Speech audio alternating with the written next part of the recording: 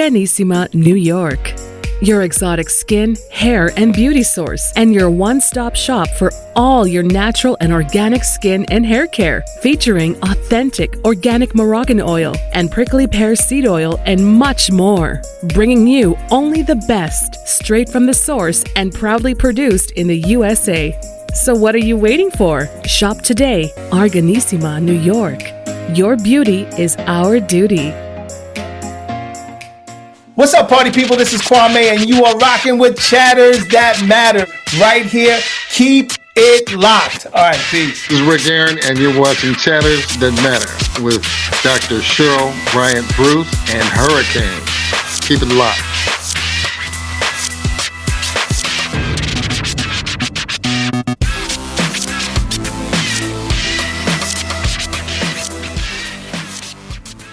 Hey, hey, hey. It's Cheryl Bryant Bruce, MD. You know me, the celebrity doc.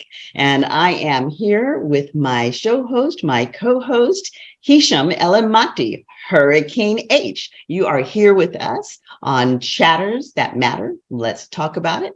Our show is here to educate, inform, and entertain you.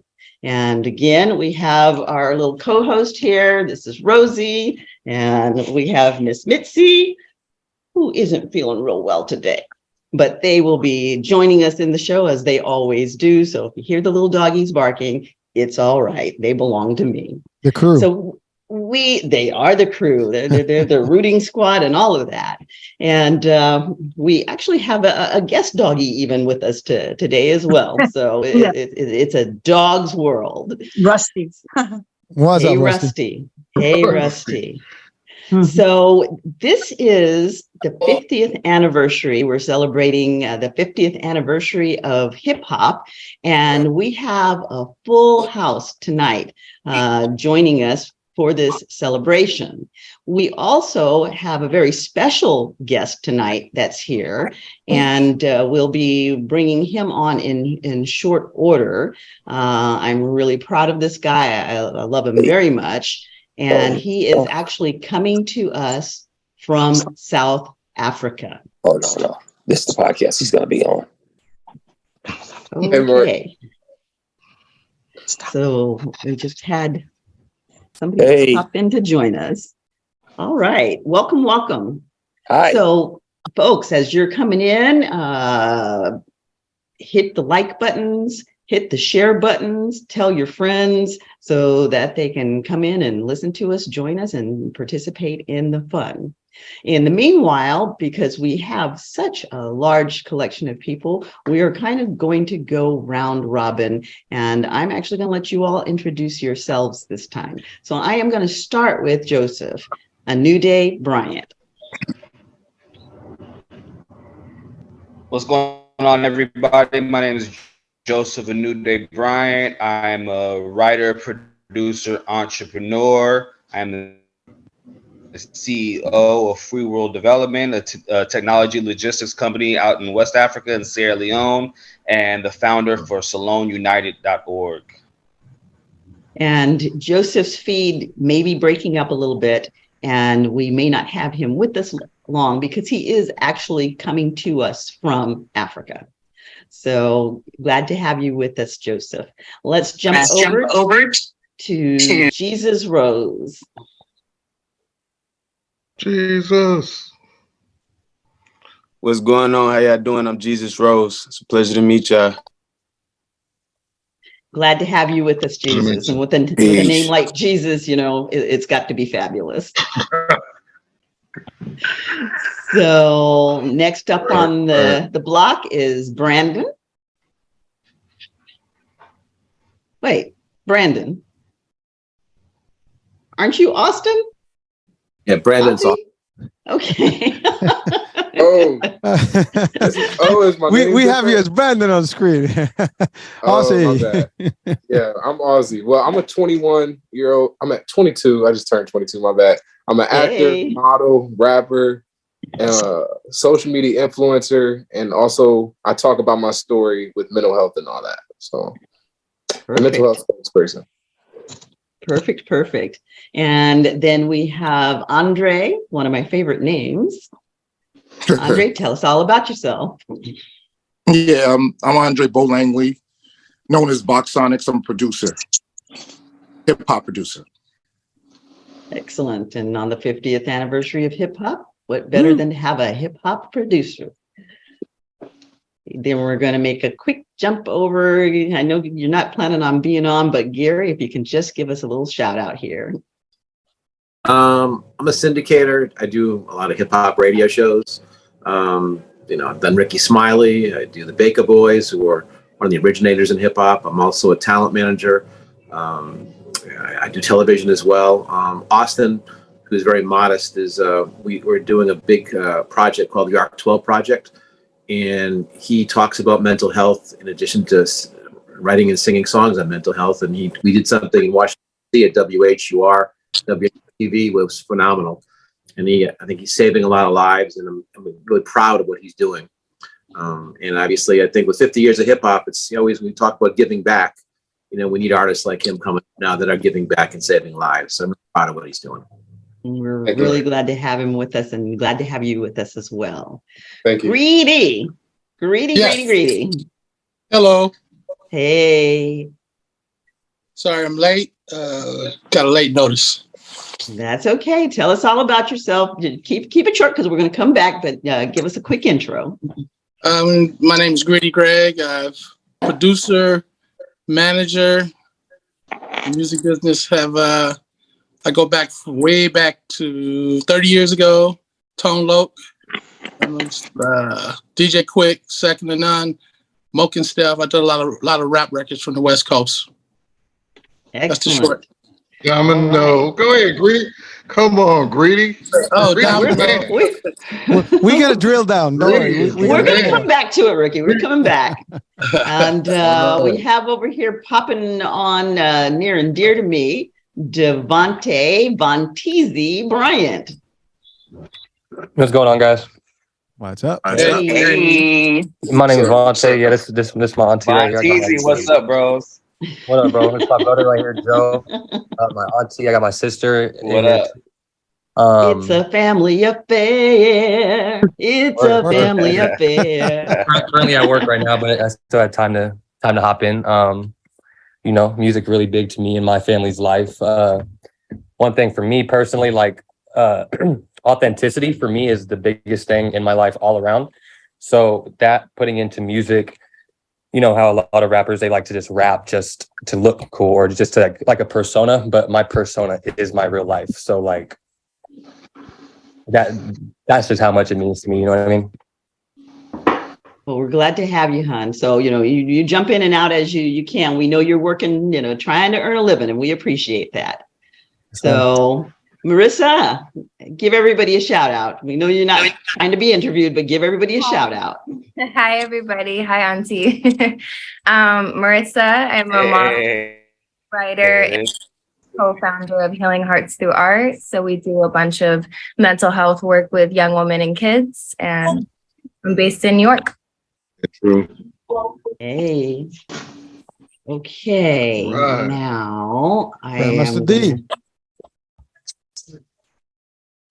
Grandmaster D. Yes, how y'all doing? All right. Name is Grandmaster D from the legendary rap group Houdini.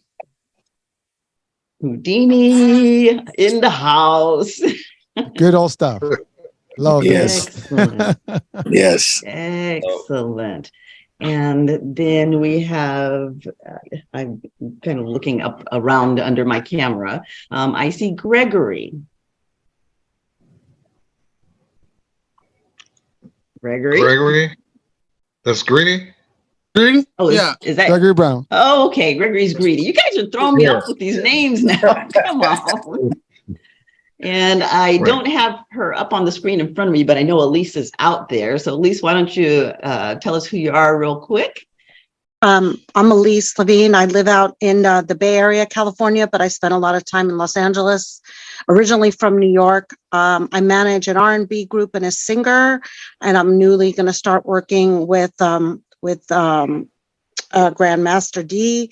And I'm also a social media blogger, influencer on music and comedy So my live footage every week, I'm at a show 2 or 3 times a week, blogging about music and everything live. So excellent, perfect. All And of then that. there's all right. Then there's an iPhone user. So I'm not sure if this is someone I've introduced already or not, because it just says iPhone. So iPhone, whoever you are, come on in. It may be me. Can you hear me? Yeah. I can hear you. Thank you Okay. so much for the introduction. My name is Mark Theory. I'm a serial entrepreneur and a manufacturer of products, as well as a philanthropist is what I'm really known for the most. But Yes. I'm here in support of Austin and Gary with the great work that Austin is doing for us with the R12 project, as well as his amazing talent and skills. He's become the face of young mental health. My son, Noah Theory, is the co-creator of the project, and he's a good friend of Austin. So I'm here tonight to listen and support him. Well, we're glad to have you. Thanks for joining us. Thank you for joining us. And then last but not least, we have the great Ricky Aaron. So I'm Ricky Aaron. I'm a producer, A&R. Every time my phone rings, it's something else. So I do a lot of things, and I'm glad to be here. And when you call his phone always tells you that it's lost somewhere in the house. And his email box, his text box or his voicemail box, all of it is always full. So this is one of the busiest guys in the industry. Thank you for being with us, Ricky. And thank you for helping to bring all of these folks together. We've got a great selection going on tonight, and this is going to be a great show. So let's go ahead and we're going to get started with Joseph Anude Bryant, and he's going to tell us about his projects because I don't know how long we'll be able to keep him with us. So you're on, Joe. Tell us all about it. Thank you. Thank you, Ozzy. First and foremost, since it is the 50th anniversary of hip hop, love, honor, respect to Grandmaster D. Thank you for your contribution to hip hop. Yes. You know, I think that we have to give you that respect, and I want to start off anything that I said with that. Thank you for your contribution. Thank you, my brother. Appreciate it. Yes, sir. Yes, sir. So, I am currently living in West Africa, Sierra Leone. I grew up in music, in hip hop. My father was a hip hop artist. I spent some time as a hip hop artist as well, did some producing. I still do some producing now, mostly focused on Afro beats. I've done some stuff for Chino, for Dallas Banton, some of these bigger West African artists that are here in Sierra Leone. But about 10 years ago, I made a lateral move and started doing more work in the technology field. I started a marketing company called Comp Marketing. We're very innovative in our space. Then recently I got a really good opportunity working with New York Times, traveled the world for a couple of years, and I found myself in West Africa, came to Sierra Leone, fell in love with the people, fell in love with the food, fell in love with the music, and I decided to stick around.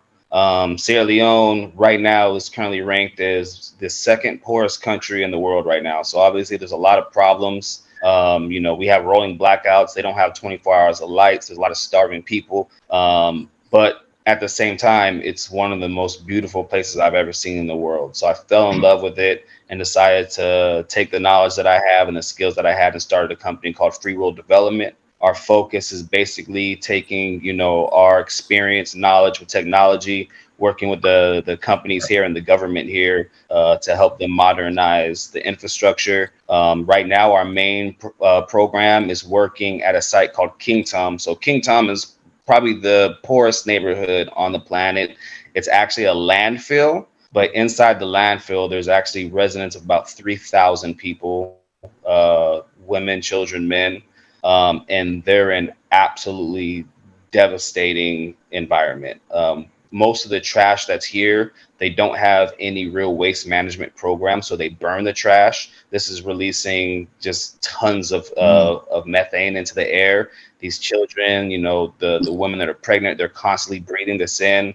They're living in these makeshift shacks currently. And so we decided that we were going to take over the landfill, lease it directly from the government. And we're working on building them some new homes. We're going to be building a government public-private homes for them. And then we're going to be building out a recycling center that's going to be able to process about 750 tons of recycled material a day, so that we can help clean up the country. That's going to solve a lot of major problems here. One of the major problems is mass illness. They're still battling malaria. That's responsible for up to 20-30% of the deaths that are happening within the nation. So, once we get the actual waste under control, we'll be able to reduce the mosquito population and the rodent population about 85%, which is going to help with the healthcare industry and, bring some innovations, bring some more investment into the country, and hopefully build it back better. Excellent. Beautiful. So you talked about building this housing project. You said that you all were going to take over the landfill. Will the housing project remain on the landfill, or are you just recycling the landfill Yes. and reclaiming it? So, yeah. So we'll basically be leasing that plot of land, which it's amazing because it's right on the ocean. It's got beautiful views. It's pretty central to the city. So we're going to actually close the landfill. We're going to fill it in. We're going to bring in some trees and make it green. And then on one side of it, we'll build the housing, which will be a 1,000-unit apartment complex. It'll have a playgrounds. It'll have, solar benches. It'll have a small soccer field. And it'll give them a really nice place for them to live, for very cheap. Because most of these people, the amazing thing is these are all, and this was incredible as I met these people, as I was going through the different shacks and meeting them and spending time with the children. They're all entrepreneurs. These people, have built shack businesses, and they have complete mindsets of innovation and entrepreneurship. So we're going to help them expand upon that, give them training programs and access to other programs that help them to build upon that so that they can live better lives. And then on the other side of the landfill, once we fill it in, we'll actually build a recycling center. So some of them will be able to provide a few hundred jobs, from picking up the trash from around the neighborhoods, driving the big trash trucks, working inside of the actual recycling center, helping us sort some of those materials out, and then being able to transfer some of the rest of the material that can't be recycled over to the waste to energy facility once it's built. Right. Excellent. So how can we help you with that project? What do you need? Really, it's funding. I mean, that's all it really is. What the government lacks here is cash. Right now, the big problem right now is they're not doing any manufacturing or production. So they're not exporting anything. And the majority of most economies are built off the ability to export. It's right. But the thing is, we have the money to send it to another country and control their exports, right? And that's what we've done with China, which has obviously led to its own issues in itself, right? But right now, I think our focus in Africa is making Africa independent. Right now, it's been dependent on nations that haven't always had the best ideas for it. And so right now, the way the world politically works in general is most of the raw resources are coming from Africa, but none of the money is coming here. So we'll provide them a way to take the raw resources and take some of the resources from the material being imported here, turn that into the additional capital, and be able to export manufactured and produce projects directly from Sierra Leone. And our plan is to hopefully expand across West Africa from there. Okay. All right. That sounds really good. You can give us the information for contacting you. If you can drop it into the chat, and we will be posting to the website the contact information for all of our guests and promoting each one of our guests. And we encourage you each to promote and support each other as well. So if you can just throw your information into the chat there, Joe, and we'll be sure. I'll throw it in there. And for the listeners that are out there, anybody anybody who wants to donate, you can go to SaloneUnited.org.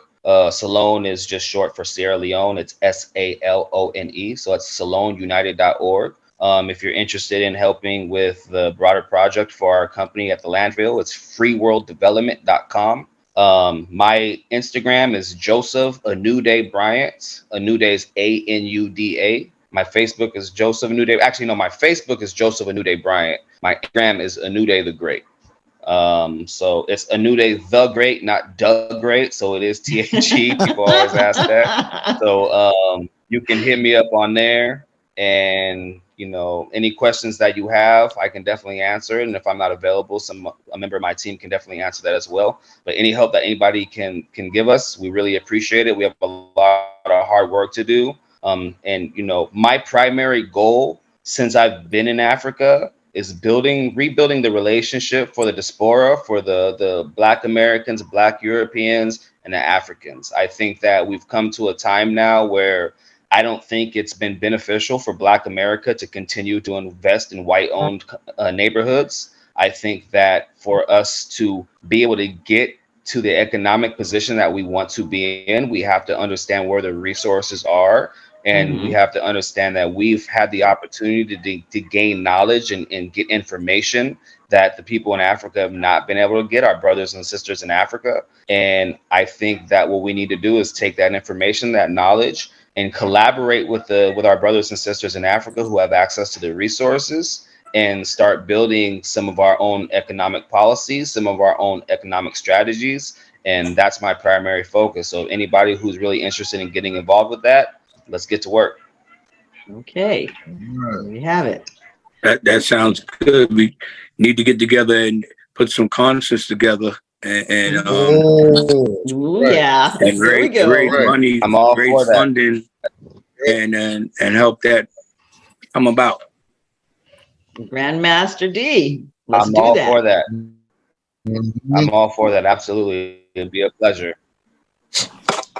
Right. Now, sticking in kind of the same theme of helping others to help themselves, and I think he just bounced off because he's up under my my light. So Asi, we're bringing you on next. Tell us your story and how you got to where you've gotten, because you have a very powerful story and it's helping a lot of people. So tell us all about that, because at 21 years old, you've been through some things. Yes. Well, now I'm 22. I like to correct that, but I grew up from yeah, I had a trauma life. I grew up in a household where my father wasn't really there. My father was really abusive. So as a kid, all I seen really was, my parents arguing back and forth. So as a kid, I went out and sought attention, you know what I mean? Trying to go out in public and trying to get the attention that I wished my family would give me, because at the time we were not really the priority. So then later went on, my father left. My mom met a new dude. She was stabbed 35 times. Whoa. So there goes another trauma part in my head to where I feel like life was tearing me down. So then moved on, carried on through high school. It kind of hit because I kind of carried all my problems with me, and I never really knew how I can spread my feelings. And then there came a time in 2021, I tried to commit suicide. I felt like I didn't belong here. I felt like I was a burden to be here. I just, you know how it feels when you get to the lowest point and you try to kill yourself. You know what I mean? People have probably been out there, but they were like, ugh, I can't do it. Something about it, like, stops them from actually doing it. But my mind was so messed up. I actually took almost a whole bottle of Zoloft, almost died. I was in an induced coma for a couple of days, almost 3 days. When I woke up out of my coma, the doctors looked at me and said, thank God you weren't supposed to make it, So I woke up out of my coma. I realized that God is obviously on my side. I met Gary. Shout out to Gary. I met Mark, two wonderful people. Mark reached out to me. He saw my TikTok that got over almost 400,000 views because I like to share my story, and I hope others would take an influence of it because other people need to hear it. I work with an award-winning group called ARC 12. ARC 12 is our group where we go around the HBCU campuses and talk about mental health. And I actually make songs about mental health. I just made a song called Late at Night, really good song, where I talk about my emotions and my feelings and me overcoming my battles, because I feel like people need an influencer out there. And I wish to be that influence to other people, because when people see me, they see a happy guy, they see bright teeth, they see a guy who has no problems from the external, but in the internal, that's where all the problems were. I'm a model, I'm an actor. I made 2 movies already, Perk 30 and Everybody Hates Christmas. I got another movie on the way. Nice. But yeah, that's a little about myself. You are amazing, Austin. You're amazing. He's right. I saw him on TikTok. I didn't even know what TikTok was. And I find on TikTok, on life support, basically looked like he, and I reached out to him and I was stunned. I didn't know what all that meant, but I just knew I had to reach out to this young man. And then once I did, and he started talking to me and let me hear his music and his, obviously you can tell, he's got the style and the look, but once I heard his story, his music, he's a writer. I mean, he just blew my mind. So I reached out to Gary and we said, hey, we got to do something. This is the right age, the right guy. Again, I say my son, has dealt with mental health issues too. He's a senior at Howard. And man, we just took off with Austin as our brand face. And all of you guys, when you talk about doing these concerts, listen to these young men, Austin and the other young man, I'm sure, who's authentic as well. Man, you got your concert, guys, for Africa. There you go. There you go. Thank you. So let me ask you a question, Ozzy. Yes, ma'am. Was there a point when you were considering suicide that someone could have reached in? Were you looking for someone to reach in and pull you out? Or were you just so broken and in so much pain that there was nothing that anybody could have done at that point in time? Yes, that's a great question. I tried to look for help. I actually posted on a bunch of times on my Snapchat that I was feeling, I didn't want to be here. I actually saw a therapist. I cried to the therapist's face, and the therapist literally, I told him that I didn't want to be here. And he gave me a pill. He gave me bottles and said, here, you'll feel okay. That's how the mental health industry works now. And that's what I want to change. That's what me and my crew want to change. Right. And because, yes, I felt to the point there was nobody I could talk to. Nobody. My mind was done. I gave up.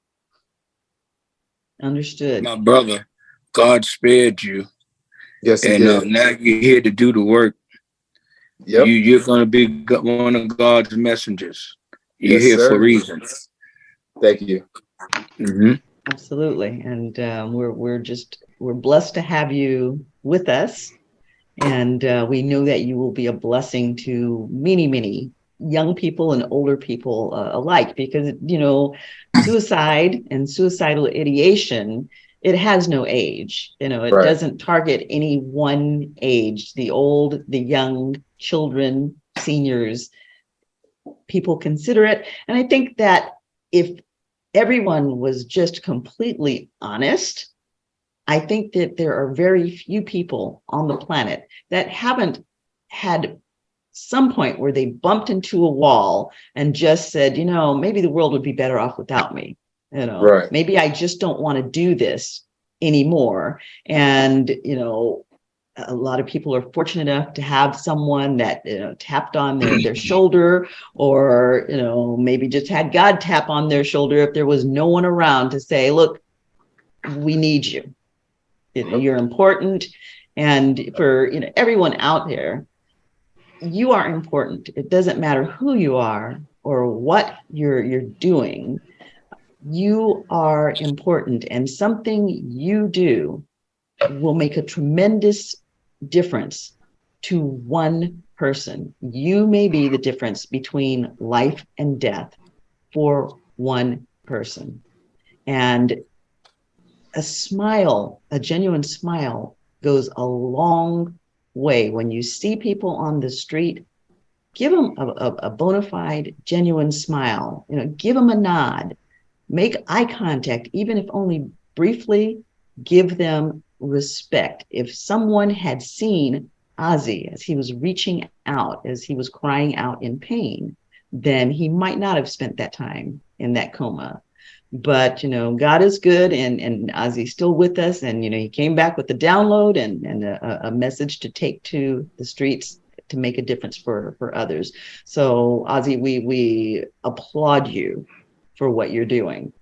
Thank you. Now, tell us, if people want to reach out to you to support your efforts, how can they do that? Yeah, you can reach out to me on AUSSSYYY, Ozzy, my name, on Instagram, or you can go to our website called Art12.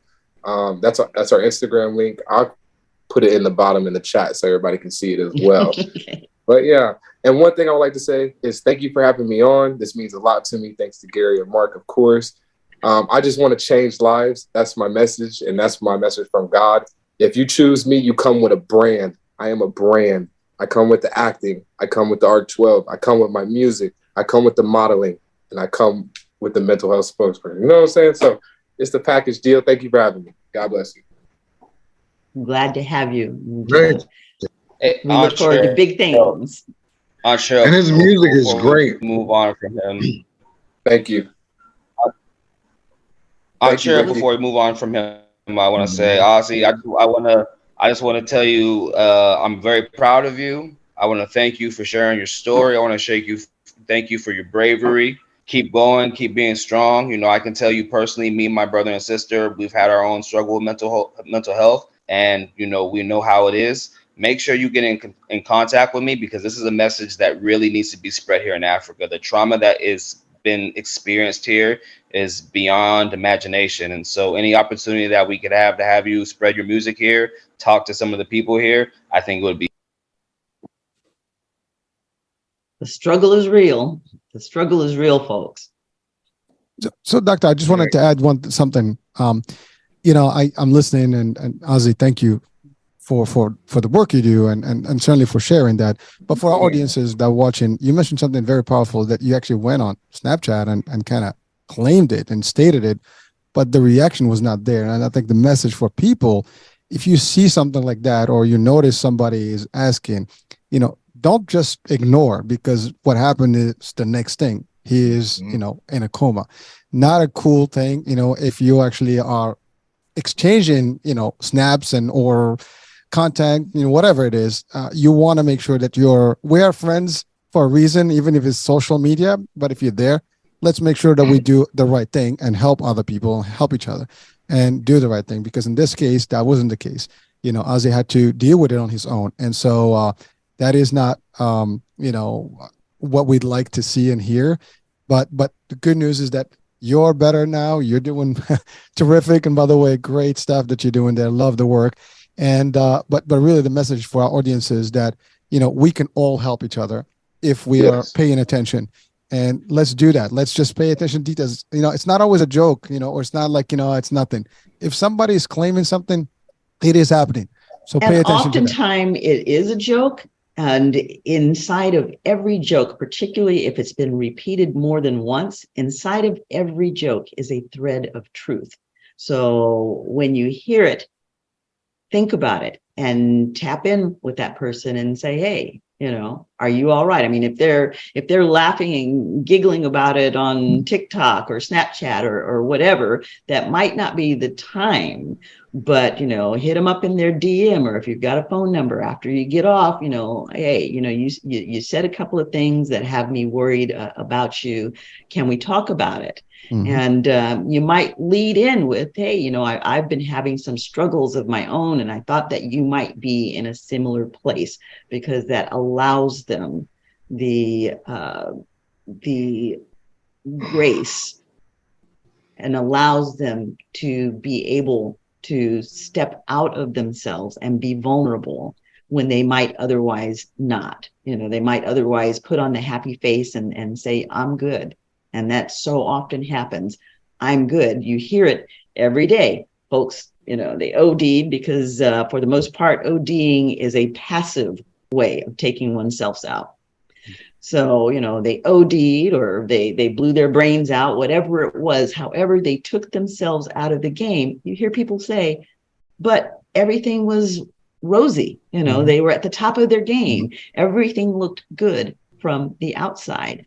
But if you stop and think about it, the signs are almost always there if you just pay attention. And, I just wanted to add one more, Doc. Ozzy, your story can resonate a lot with people listening and watching right now around the world. There are people going through maybe what you've gone through in your youth and as you were, growing up. And here's the great news is that look at you today. Despite all the difficulties and stuff, you are a success and you're going to continue, and we're going to observe your success over the years, and we'll be proud to have you today and talk about it, in the next few years to come. But for many people, that's hope that they need to see, because really, you never give up, and you shouldn't have to go through this, but at least know that there is beautiful places that you can go to. And I think that's a message that people that are watching and listening, if you're going through tough times, know that you don't have to take the way out, which is basically taking you out of the equation. Know that there is a potential of you becoming something different, something bigger than what you thought you were. And so again, that's just another message, because I think that's a powerful thing that people have to relate to if they're watching and listening right now, or spread the message, because it's important. Yeah. And one thing also on the mental health side is, I forgot what I was going to say. That's all right. Hold that thought, and when you catch it again, you bring it on back in. Sorry, I lost it happens. Okay, let us go ahead and move on. And when you catch that thought again, wave the flag and let us know, because we do want to hear it. All righty. I wish we could play records on here. Like he's got a very interesting. He's got a very interesting record. I mean, I don't have time to experiment right now, but it'd be great if we could get, especially his record tells a lot about his life and what the struggle and what he went through. And it would be cool to be able to hear it. Yeah.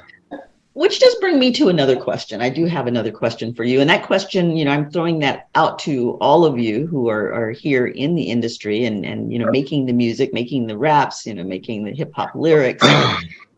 What role did the music play in your mental salvation?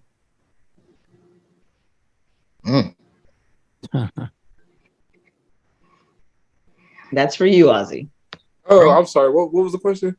The question was, what role did the music play in your mental salvation? What role did the music play in my mental salvation? Was I literally told the message behind it. I said, devil almost had me, but he wasn't that clever. Glad I'm still here and I made it through the weather.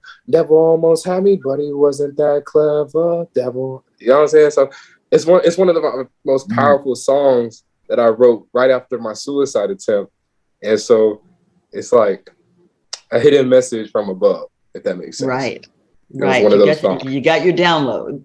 Yeah. So good for you. Were there any songs that are out currently that you gravitated towards that help calm you down and make you feel better? Like, yes, and that would be Late at Night. Okay. Right. Okay. All righty then. Right. Now, Ozzy, in terms of, I think the question was more like, was the music a therapy for you in terms of helping you, get out of the thing? Like, was your spirit when you went and did the music, made the music, did that help you out of a low place? Your passion for music? Yes, it did. Yes, it did. When I wrote I usually journal my lyrics. So when I journaled, I was basically writing my emotions on how I felt at the moment, and it just all came out, and I let go of things that were trauma built in me. And I removed that blockage, and I like to release it to other people because they can relate to it. They will be able to relate to it through the vibration of, what I'm saying. So. Excellent. Ricky, I'm gonna try to play the song if it goes through. Let's see if it goes through. Hey.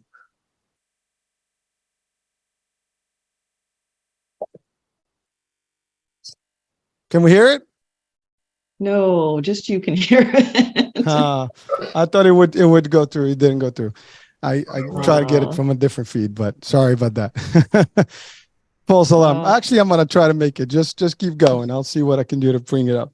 All right, It's work it pretty on cool. out for us, Hurricane. Yeah, Work it on out. I'm working it out. Yeah, I wanted to introduce my business partner. She's hopped on the call as well. Perfect. I can't see her, but when she speaks, it'll come through. Oh, hi, everyone. Hey. My name is Hi, Mandy. Glad to have you. Thank you for joining us. Thank you for having me. And thank you so much, Marissa, for just having me hop on. I love already what I'm hearing, and it sounds like you guys have an amazing platform right already. I can introduce myself if you guys are ready to. Yeah, talk about what you're doing out in Wisconsin and at the shelter. And then I did mention we do Healing Hearts Through Art, working with mental health with the young women and kids. Yes, thanks, Marissa.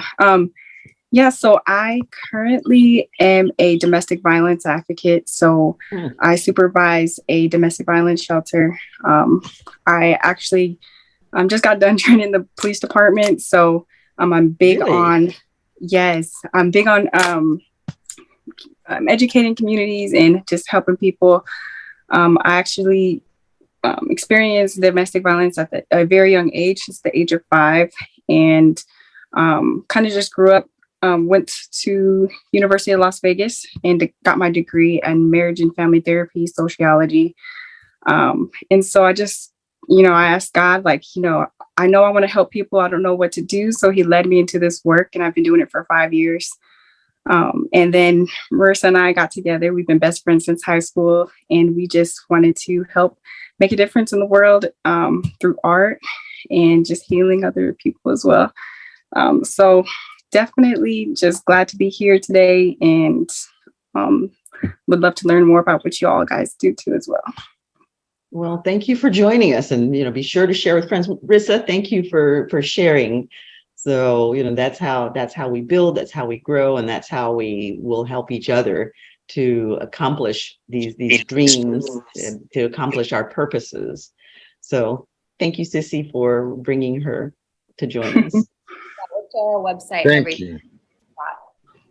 So can you type your website into the chat box there? Yes. Okay. Right now. Perfect. So I am going to go ahead and we're going to jump over to Andre Bolangley. Yes. Yeah. So, in life, I suffered from kidney disease, and in November 2021, I received a kidney from a living donor. I just this like days before, and so luckily I was so blessed to receive the kidney. So, and what I do, anybody that's suffering from kidney disease, I always try to help them. I always I help people, and I give them advice. And that's what I do now. And, I'm so blessed and so lucky. So I give back like in that way. And that's actually huge, because kidney disease is one of the fastest growing disorders. And, if you don't think so, look at all the DaVitas that are popping up all around the country, the diabetes centers popping up all around the country. And they are predominantly loaded with our people of color. So this is a big issue for the communities of the people of color, whether it's African Americans or Latinos. It's rampant now. And, part of it is diet and all of the things that we're doing to our bodies that are giving people diabetes and such. And then for some people, it is actually hereditary. And it's one of those things where the organs, there aren't enough organs to go around. And part of the thing is that within the African American community, we are not quick to donate our organs for a lot of reasons, but there are a lot of us that need them, and gratefully someone gave that gift so that Andre can be here with us. Tell us. What are some of the? I'm sorry. Go ahead. What are some of the reasons that people, the people that don't want to donate their organs? Like, what are the reasons that people are? I can't even think of the word. Why don't people want to donate their organs? I'm sorry. Oh my God. Well, some of it is actually ignorance. People always say, I want all of my parts with me when I go so that God doesn't have to look for me. So all of my parts will be together. And there's this misconception that and if you're cremated, everything's getting thrown into the kiln. But if you're buried, all of your parts are not going with you because they're removed before you get into that box. So you're not taking them with you anyway, and you can give life to somebody else by donating your organs. Now, another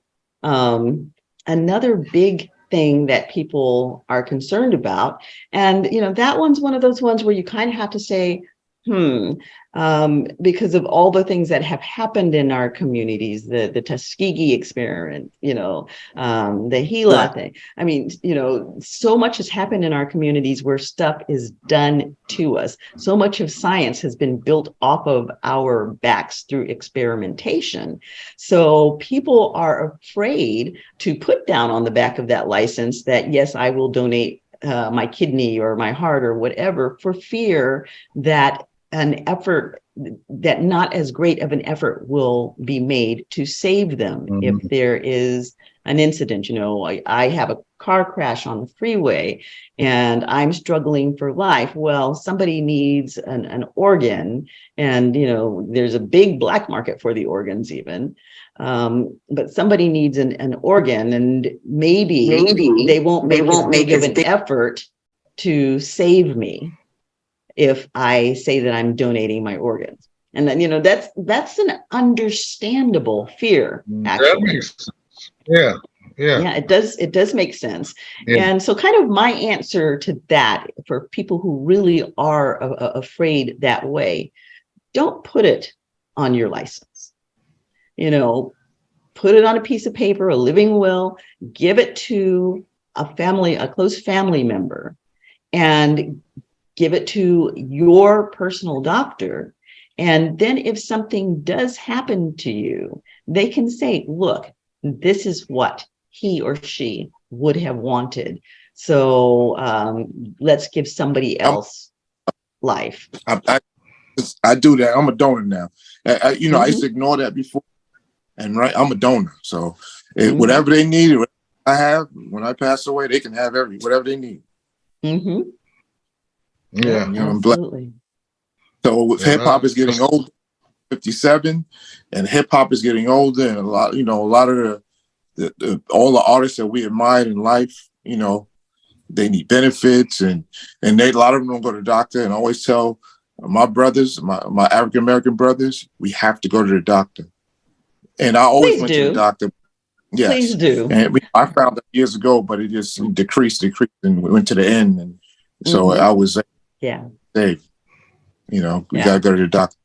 You have to go. I mean, it's a pet peeve for me. I'm a doctor. I want to help people, and it's particularly a pet peeve for me because I'm a wellness manager, and I believe in instructing people on how to change their lifestyles so that they can have the best quality of life for the longest period of time. I cannot give you any more longevity than God already has planned for you. But what I can give you is a better quality of life if you're willing to work with me. It really gets my goat when people abuse themselves, break themselves up, destroy this beautiful house that God gave us to live in, And then they come to me and they're like, quick, give me a pill, fix it. Oh no, sucker. You have got to do your part. There are no magic pills out here, because for every one of those magic pills, they have magic side effects. And I am the case in point. I was given magic pills that saved my life on one hand, but those pills also destroyed my hips. And so, I have 2 hip replacements. I had bilateral hip replacements last year. So I'm walking on brand new hips. I'm bionic. But seriously, all of those medications, I mean, even a Tylenol and aspirin, they have side effects. And if you just happen to get the wrong side effect, a simple pill can take you completely out of the mix. And it may not just kill you. I mean, because there are worse things than being dead, okay? When you've got someone wiping your behind and wiping your drool because you've stroked out, it's not a pretty thing. And you are going to have no quality of life until you're gone. So, it doesn't matter how young you are, start early and don't take this body for granted, because the things that we do, they catch up with us. And then, there are people who are out there who, whether they weren't blessed genetically or whether something happened, they're fighting for their lives. They're going through getting these organ transplants. And, for those of you who don't know, it sounds like a panacea to get an organ transplant. But when you get a transplant, you're actually trading one illness for another, because in order to have that transplant, it is a foreign substance in your body. So therever after, you have to be immunosuppressed so that your body does not reject that organ. And it is a constant battle to not have the organ reject. Right. Well, you guys are really good stuff. You've gone certainly from mental health and now physical health. This is good. And you can do any more than that. I except wealth, we can go to wealth. But so we do that too. We do that too. We can go to healthy wealth. There you go. Health is wealth. Health is wealth. Without your health, wealth doesn't matter. That's well, right. wealth gives health too sometimes. In this case, you can buy some stuff and help people. This is true. This is absolutely true. But one of the things that I have what I call the Windmill Healthy Lifestyle paradigm. And that paradigm looks at 7 different areas of health. And there isn't anything on the planet that touches us that does not in some way affect our health, which is why our shows are all over the map. We keep this very organic. We keep it as a conversation, and we can go anywhere with it because everything that we say in some way affects our health. So that's why we're going from soups to nuts here. And doctor, it's funny because somebody did ask me the other day, like, what kind of programs do you do? Like, I'm into everything. It's like, well, isn't it like iHealth Radio, the iHealth channel? Well, everything in life, and I challenge everyone, tell me if that doesn't affect your health. If it's not around us, it will affect us somehow, somewhere, physically or mentally. So it is reality. It is how we roll. Yeah, you find something that doesn't in some way affect your health. I don't want to hear about that one. So do I. Okay. All right. So, Andre, tell us how we can help you in your mission. Well, I mean, just enlighten, like I said, people in the communities, just enlighten them to, especially Black men, even the prostate thing. You got to get your prostate checked. A lot of men, you can do it through the blood, the PSA. We just have to go to the doctors more. So, I mean, I relate my message to anybody. I have my, social media. I mean, I've done it. I had a testimony. I was in a hospital gown and I relayed the message. God told me to relay this message to everyone. And that's what I did. So, Just pay attention to your diet, exercise, stuff like that. But I mean, on the mass level, each one. Now we are talking about the 50th anniversary of hip hop, and I think that what you just said is a very important message because we have a lot of young ladies in hip hop and in rap now. It's still a male predominated field. And, our men want to talk about, their prowess and their capabilities and all. And when you come up with prostate issues and when you're on these medications, things aren't working as well as they could. And instead of going and addressing it, we ignore it. And I don't want anybody giving me anything that, my stuff might not work or whatever. Yeah. A, your life is really valuable, whether your junk works or not. B, if you take care of your business early, then you're going to circumvent those problems. So it's important to prevent. It's important to make the lifestyle changes so that you can live the life that you want. And that, I'm really talking to you hip hop and rap artists out there. Take care of yourselves and do it early. I mean, dropping like flies, 50, 60, 40, dropping like flies. That's right. So, yes. Hey guys, I think I have the song now. Let me see if it works. Okay.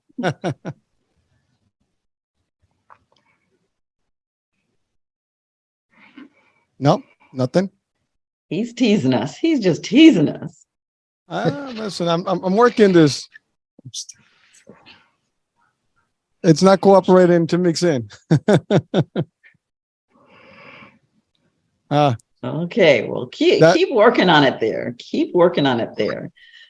So, in the name of hip hop, Since you're recording the entire conversation, it's not going to work playing outside audio.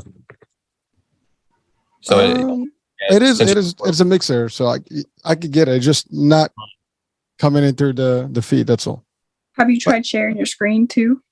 Zoom is. Oh no, it's from outside, so it's not from the computer. Yeah. Anyways, Okay, I'll so- try. Don't worry. Yeah. try to do the entertainment part, but it didn't work right now. All right. All Next time I right. plan in advance. So Okie dokie. We're holding you to that. I know. Okay. So, in the name of hip hop, let us bring on the great Grandmaster D. How's everybody doing this late night?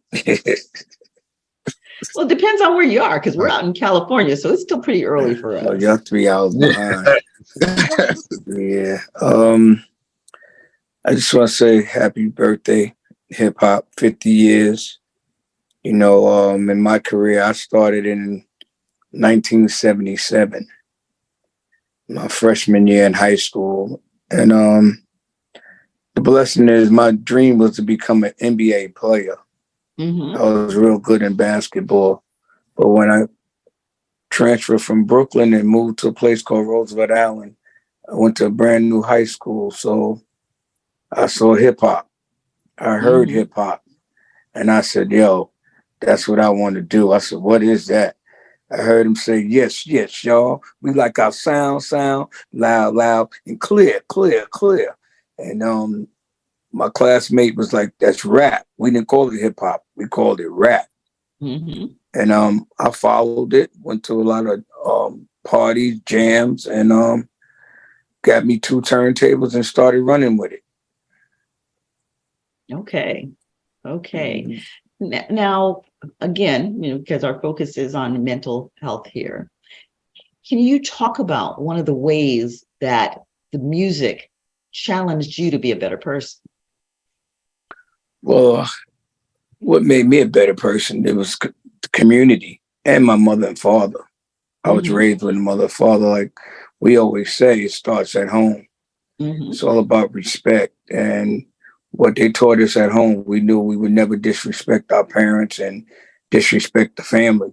And at that time, coming up in Brooklyn, the neighborhood stuck together so good that if I saw your mother coming on the block with 2 shopping bags, I'm gonna help her upstairs. You know, that was due to respect. Never cursed in front of elders, never disrespected elders. And sometimes coming up in that part of life, you're always gonna run into it. You might have a fight with another guy that y'all didn't like each other at first, and then later on, after the fight, y'all became friends.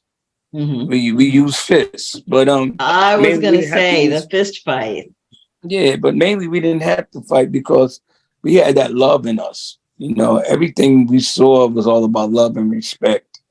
And you know, we made up games. We didn't stay in the house and play video games. We didn't have it like that. You know, we made up games. We played basketball, and thank God for the PAL, and thank God for the Boys Club. But we also stayed outside until maybe when the street lights get ready to come on. Our parents told us, you know, we didn't never stay in front of grown folks and listen to their conversation. That was a no-no. Oh, yeah. And, you know, I thank God to come up in a good era. 60s and 70s was some of the greatest music of all time. You know, listening to Earth, Wind and Fire, listening to Joe Tex, listening to James Brown, and Soul Train, watching Soul Train every Saturday. Soul Train. May Don Cornelius rest in peace, man. Nice guy. Met him. We did Soul Train 3 times, and hell of a guy. And he fought that war to break the doors down for groups like Earth, Wind and Fire and Joe Tex and James Brown and people like us of color to make it in this game. And that was our platform. Absolutely. I miss the Soul Train. I mean, you know, every weekend you plugged in. Yes. And, you know, taking it back to the 60s and 70s, like I was saying, it was always a message in the music. Like you heard the OJ say, we got a message in our music. You know, they were talking about something. Most likely they was uplifting us, not tearing us down. And that's what the beauty was about music. You know. And what messages do you bring in your music? Oh, songs like Friends, How Many of Us Have Them? One Love, One Love. You're lucky just to have just one love. And freaks come out at night. But the main thing was it was mainly about one love. Jallo was an incredible writer. And Larry Smith, may he rest in peace. He was a hell of a producer. For us, Run DMC, the Fat Boys, and Curtis Blow. One thing about Larry Smith, he made all of us sound different. We did not sound the same, but we owe that credit to Jallo with that great pen he had writing those great lyrics. Absolutely. And I think that is one of the areas where the old music was different from the newer music, but that's shifting now because, you know, there was a period in time where everybody sounded exactly like everybody else. It was cookie cutter music and it lost its power. I look at it today is they separated us from the new rappers. Right. And I really feel that it's supposed to get better, but to me it got worse. And, you know, I'm not going to bite my tongue because we was uplifting people and we had something to talk about. Hip hop was about love. Because of hip hop, people were employed. Because of hip hop, we got fashion. Right. You know, because of hip hop, we got hip hop movies. And you got to look at it to the point where when hip hop came, they were afraid back then, but we wasn't even cussing on records. And they was like, it's a fad. It's not going to last. But I knew it was going to last when we found out we was the first to go platinum. We was the first rap group to sell 1 million albums. But just as well, they pushed it. It was no internet. So imagine if we had the internet then. You know, we had to go out and sign autographs. We had to go do radio. We had to do in-stores in the mall. These guys don't do that. They become an internet sensation overnight. But I always felt that I just wanted to be responsible for the music that we made. And I wanted the people to respect our music, just like we would respect them. But I never want to make nothing to disrespect nobody, you know, and today they're talking about killing each other on records. They're disrespecting women, and how long you figure that's gonna last? If everybody's doing the same thing, it's not gonna last long. I always said, if you follow, you can't lead. This is true. And this is what it's all about. It's got to come back to love. We got to bring the love back into the game, because hip hop, when it started in the parks, we did it for free. We didn't know it was going to turn into money. Now it's the #1 selling in the world. It's $1 billion business, and everybody. Why do you wants think to that is? Why do you think it? I mean, because a lot of people said it wouldn't last, and yet it has lasted. It's had staying power, and if anything, it's becoming more powerful with each passing day. What is it that is driving it? It's the internet. The internet and videos are being seen, but they got the young ones. They really got this new generation wrapped around them, and then they're listening to everything they said. Yes, and they're following them. So I really feel that they're poisoning the mind of these youths that are coming up today. You know, it's nothing positive coming out of it. Everything is about hurting somebody or gang related, and it's not about that. We got to bring peace back to this game, and we got to put it back the way it started. It's like a missing piece in the puzzle right now. Now we got to put that puzzle back together. And I think I also think, Doctor, when it answers your question, I think the authenticity of hip hop, and that it really reflected the streets. I think that's why it connected so many people, and it just blew up. I mean, I remember I think it was 91 when I was sitting down. I think it was in New York City with Steve Smith and Judy Ellis. And they were like, "Can we make this station at Hot 97 hip hop?" It was, it was doing dancing. We're going to do this. Funkmaster Flex was kicking it at night. And then all of a sudden, they made that radical thing of doing a 24/7 hip hop station in New York. Power 106 in LA copied it. And then all of a sudden, it started exploding.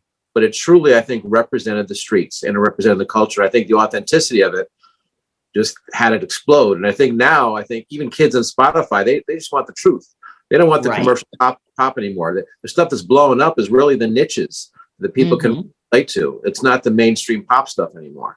Right. It's like today, underground is pop. Exactly. This is true. Yeah, and it's hardcore, but to them, it's like pop. If you hear it on a pop station, you're surprised. Everything changed. It's a new breed out there. But I just want to promote the positive. And I have to ask you, Grandmaster, which hood were you from in Brooklyn? Because my grandmother was there. I was once in the Cumberland Hospital there, and that's near Fort Greene. Yeah, DeKalb Avenue. DeKalb Avenue. That's where my grandmother lived, right there on DeKalb Avenue. That's a Spike Lee from right there. Yeah, I was from a part called Flatbush, Brooklyn. Flatbush, I know I come from a town with special ed, Chubb Rock, UTFO. Okay. Okay. Yeah. I know that full, really well. full force. Cool. All right then. Okay, so let's talk to Jesus Rose, representing the younger demographic. So talk to me about this whole hip hop thing. What got you into it?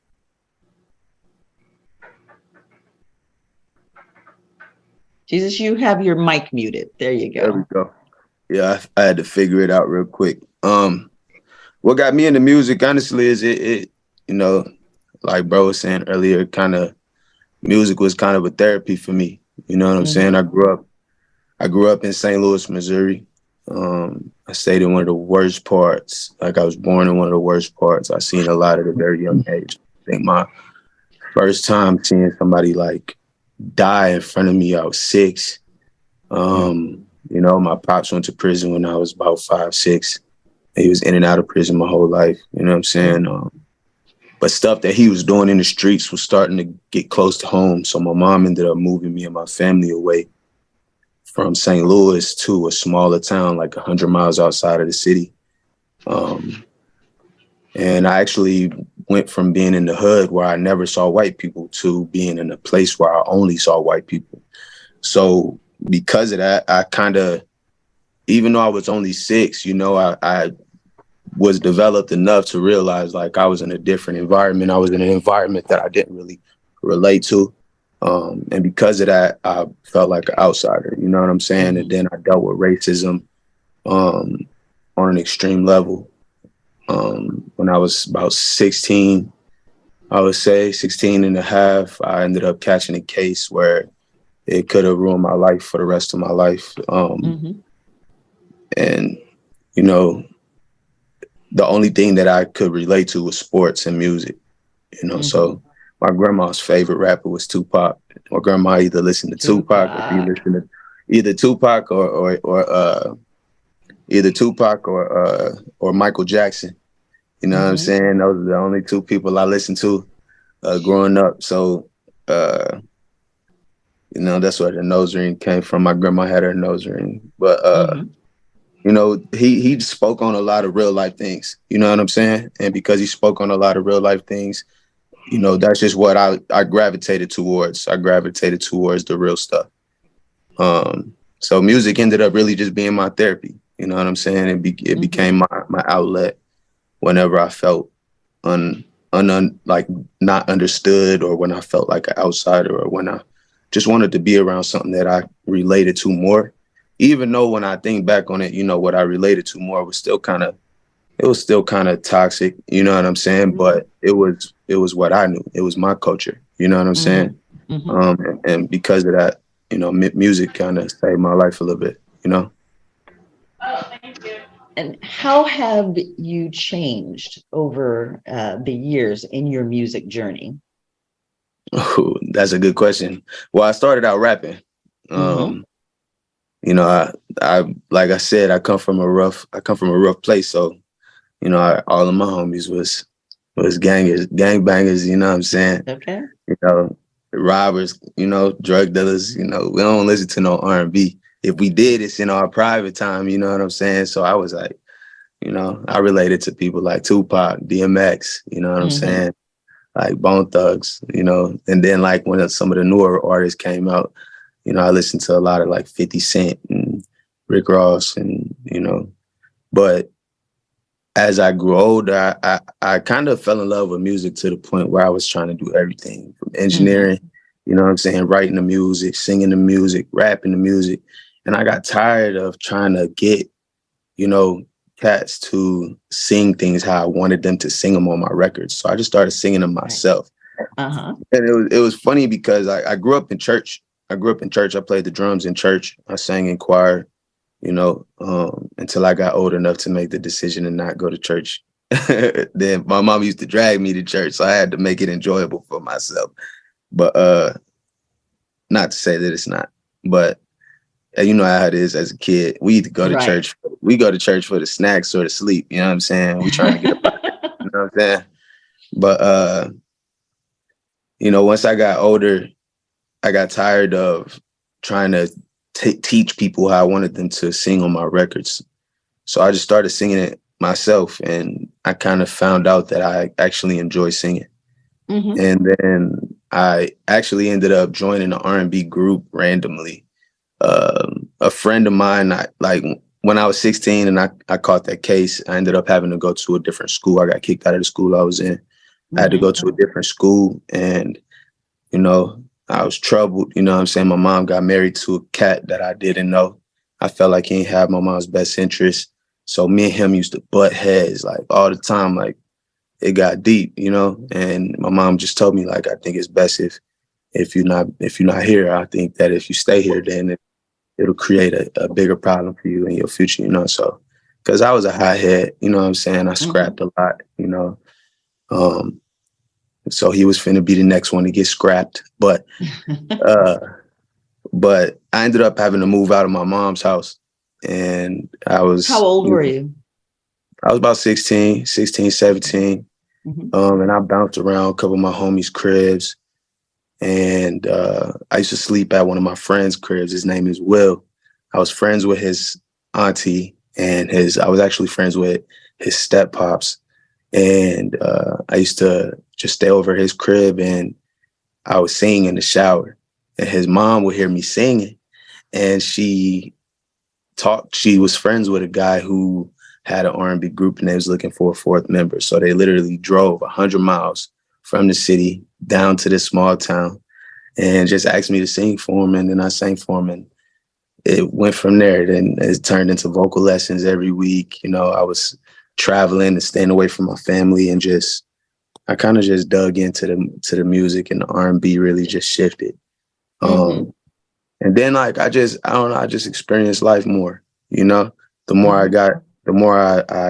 I evolved and my paradigm shifted, my experiences changed, my music changed, and I was able to articulate it in a way that more people would be able to understand from all different age ranges, from young to old to white to black, every demographic. I'm able to relate because I've experienced so much in all different facets of life. You know what I'm saying? So yeah, my music has evolved tremendously because of that, Now, the younger people, they want to be true to themselves. They want to be authentic, and they feel like letting go of that hard edge is losing something.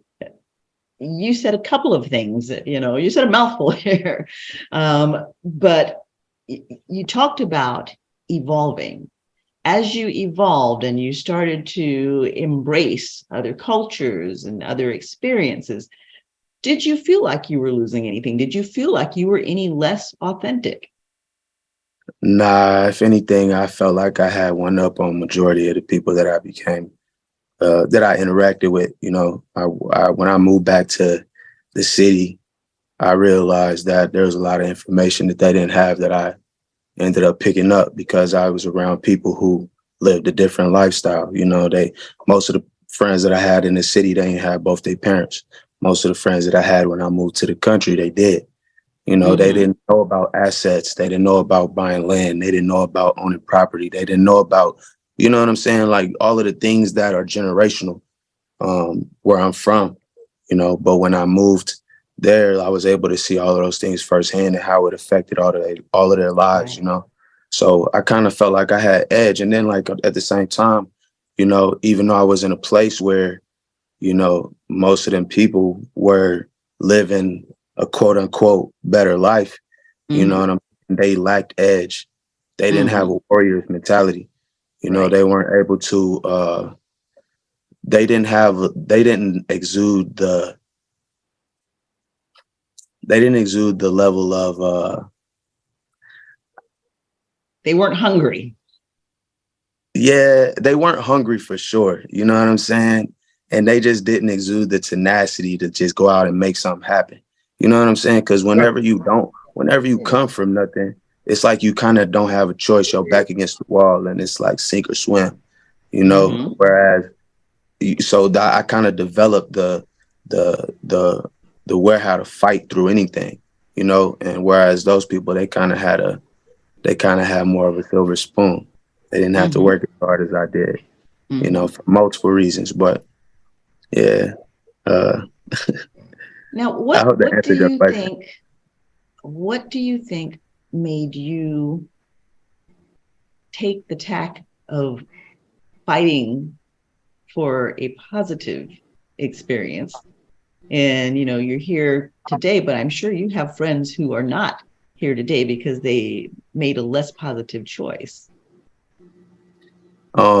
Honestly, that was a battle throughout like the majority of my life, because the majority of my life, like bro was saying, like I grew up in a household where my mom was working all the time. So she was never around. My pops wasn't there. He was in prison majority of the time. And when he wasn't, he was in the streets. So me and my brothers, we kind of raised ourselves. And because we raised ourselves, like that attention, that nurturing, that, that brother, that care that we wanted from our parents, we kind of sought it from other places.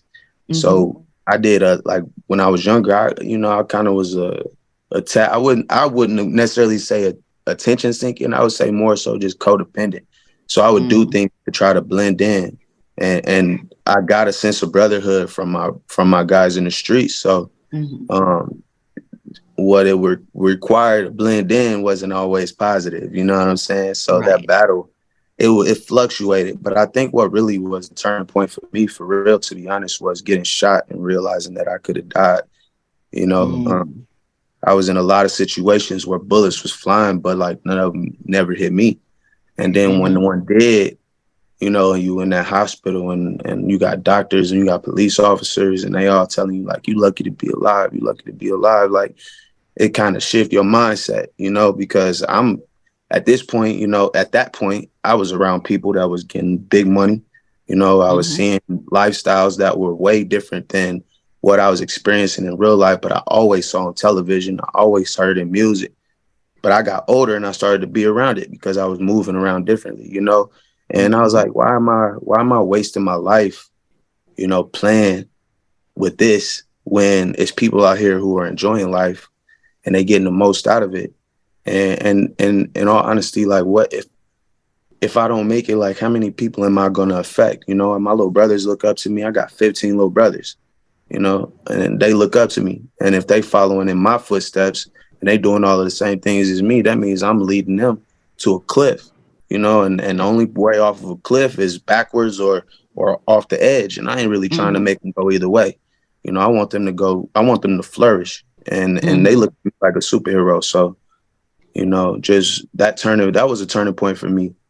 And it turned me into who I am today, to be honest. Okay.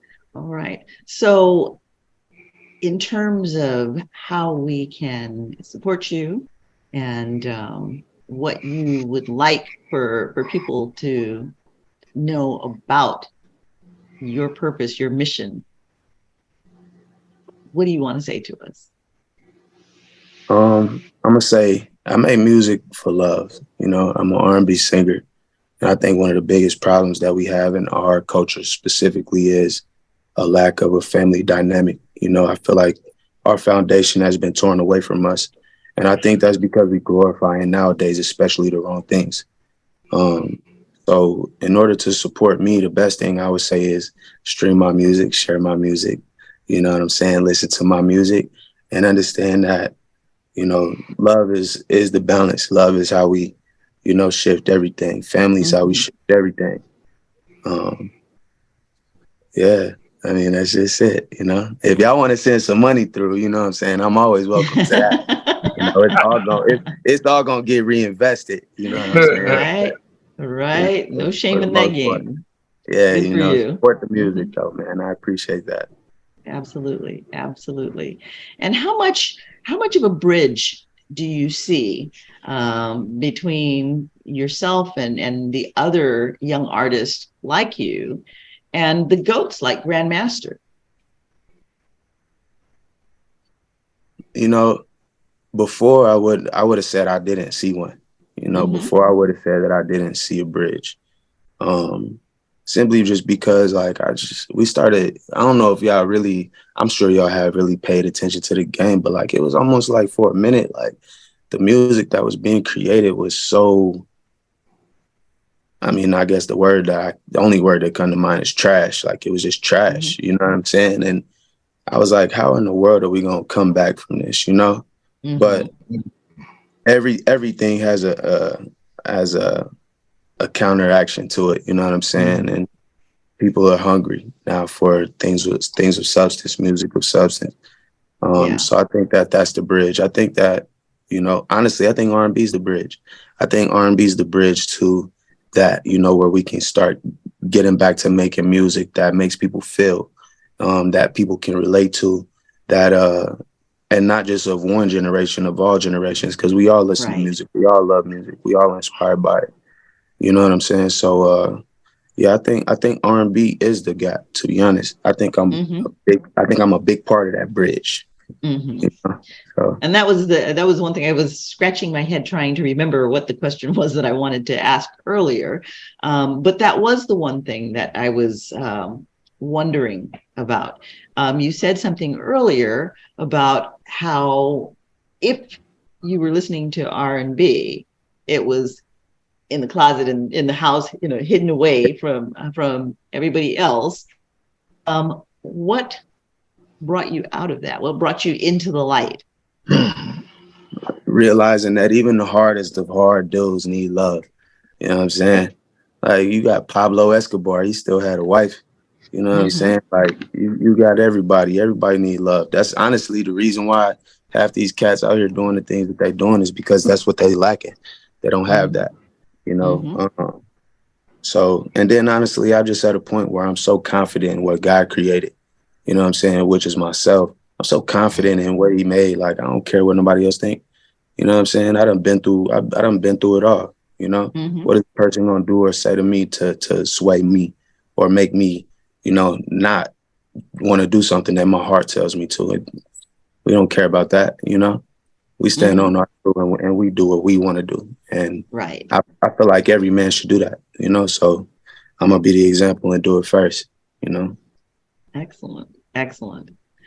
Grandmaster, is there anything that you'd like to say to a young man like Jesus Rose as he's making his way in the industry and, moving up in the industry? Follow your dream, have confidence and believe in yourself, and try to be different. You got to lead, don't follow.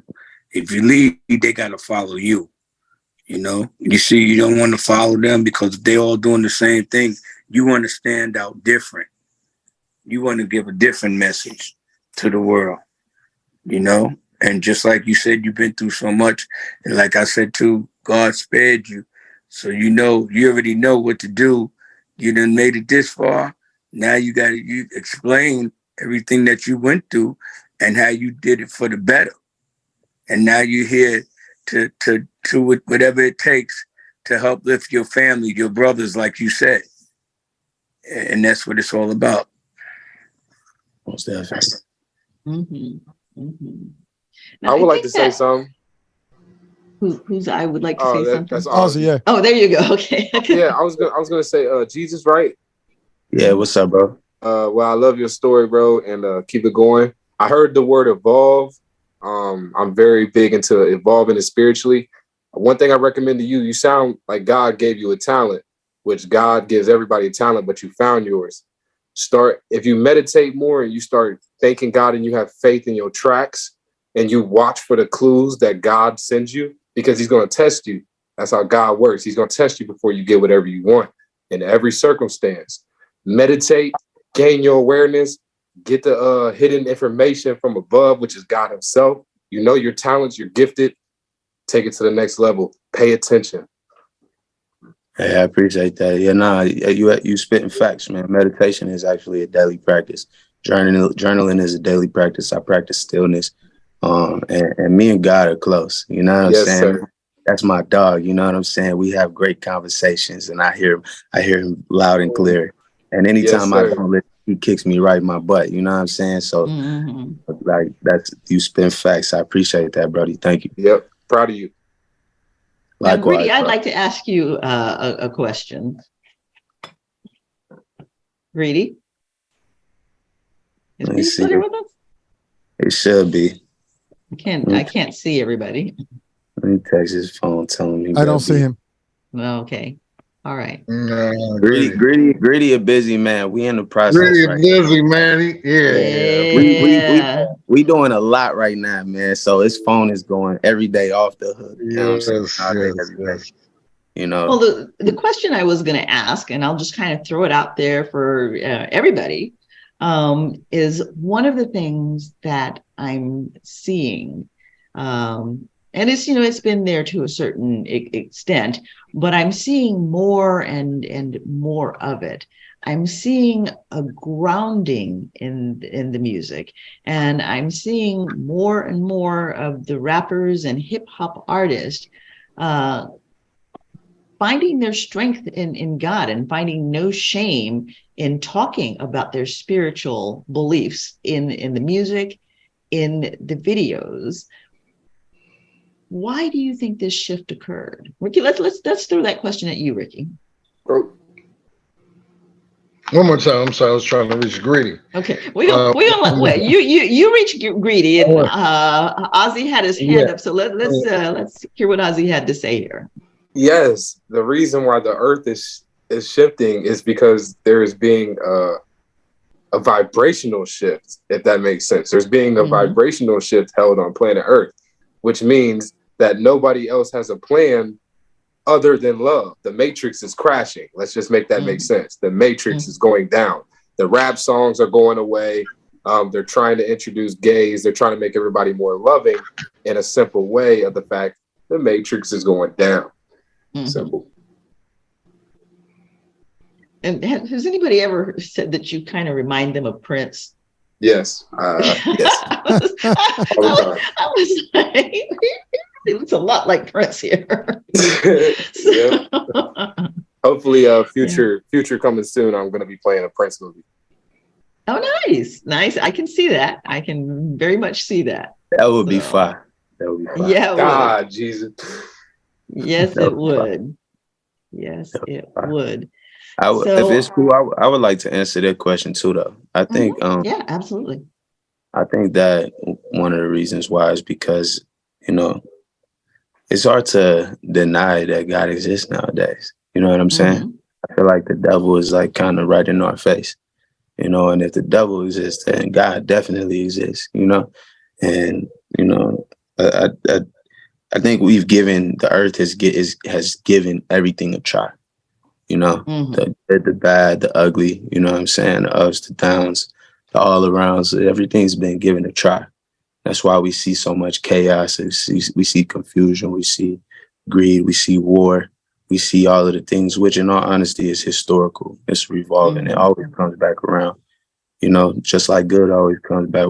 Good always wins in the end. You know what I'm saying? So, and God always wins in the end. So, I think people are just, like you said, the Matrix is falling. People's eyes are being open to the truth. Yes. And you have the power of anything with your own mind. You can create things with your own mind.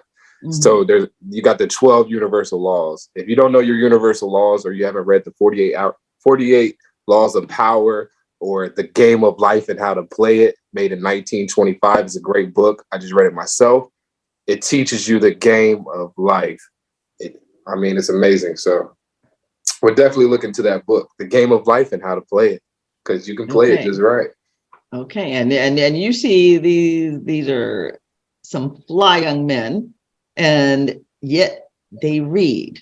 Okay, reading is not just for nerds, and intellectualism is not dead. Knowledge is power. Yes, knowledge it is power. Every day. Knowledge is power. Hurricane.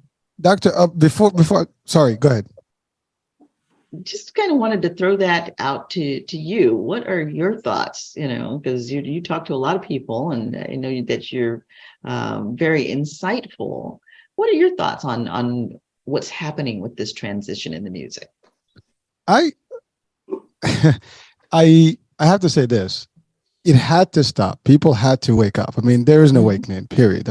You can only have a break in the moment, right? You can have some sort of a stagnation. You can have some loss, but eventually people wake up and tend to feel like, what the hell is going on? To be honest with you, we had these discussions.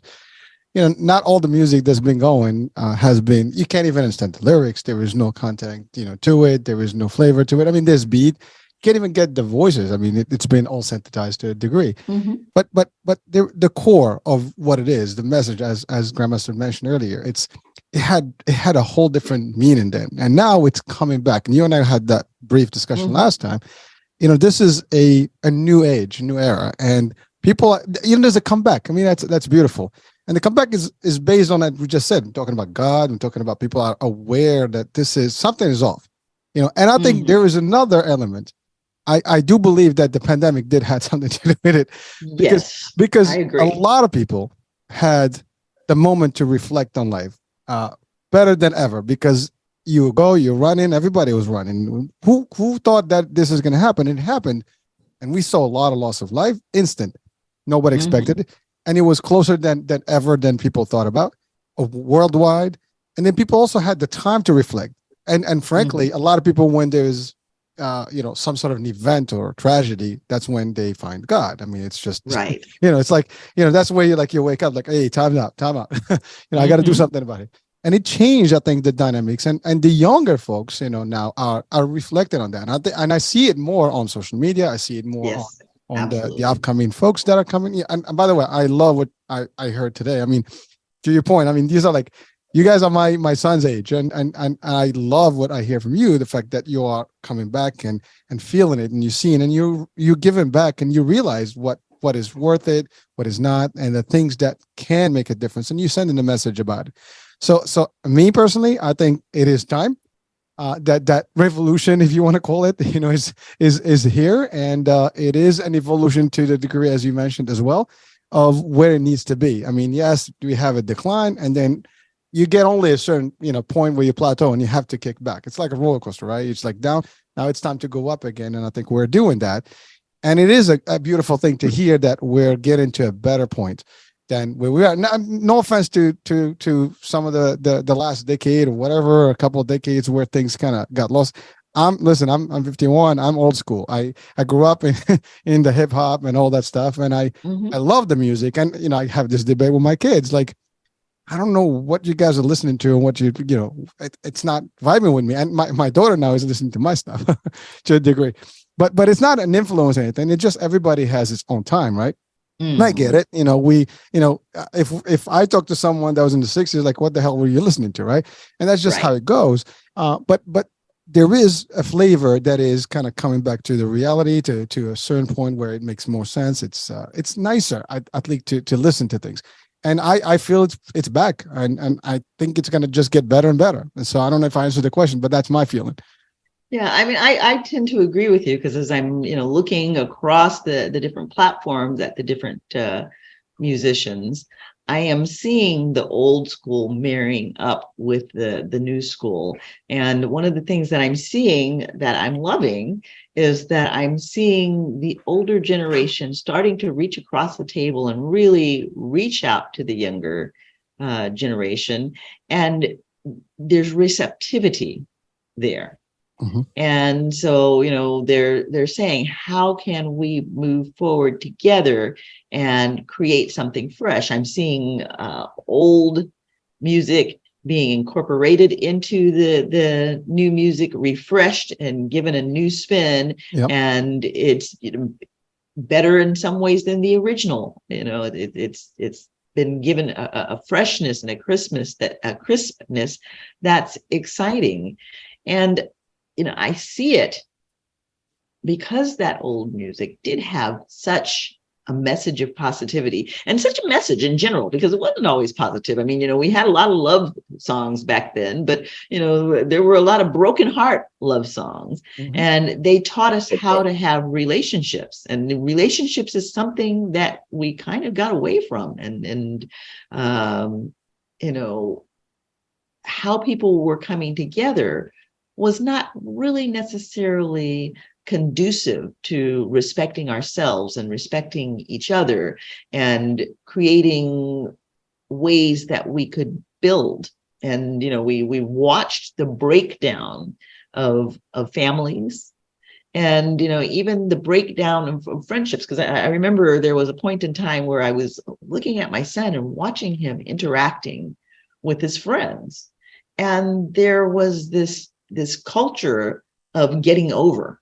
You were trying to get over on your friend, and I'm seeing people come out of that now. And I think that there was a lot of pain in that, and a lot of suffering that happened through it. And I'm seeing people reaching for something different now. They're tired, and on both sides of the fence, they're just tired and want to see the world going in a better direction than what we've had going, because it's been toxic, and the world is in pain.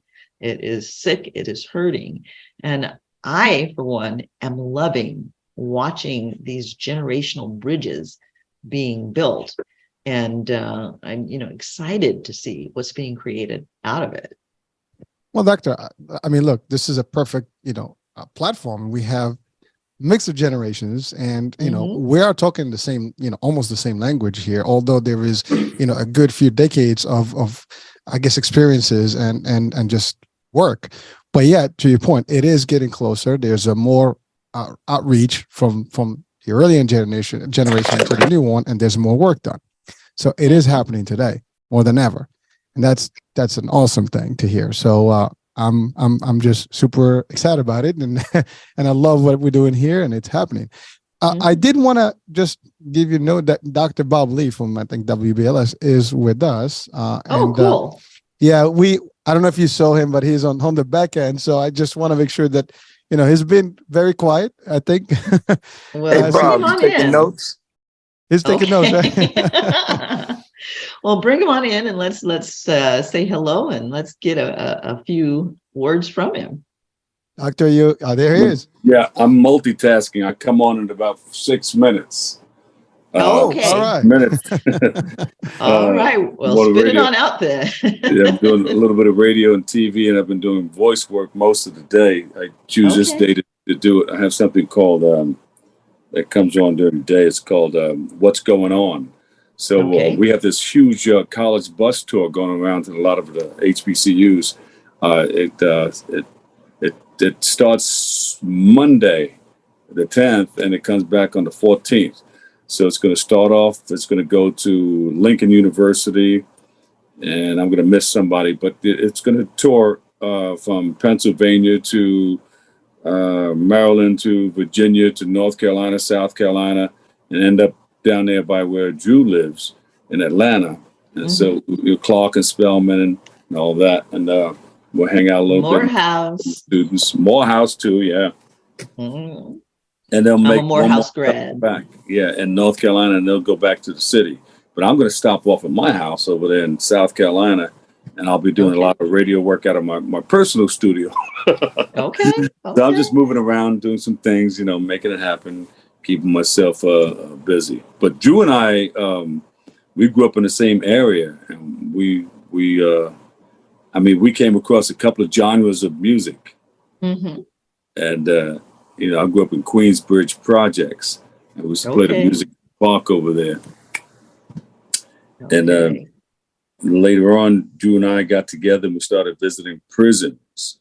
And we started seeing a lot of the people that we were playing music to in the prisons. And sometimes they tried to hide. Sometimes they just came straight up to us, say, "Hey, Bob, what's up, Drew?" They didn't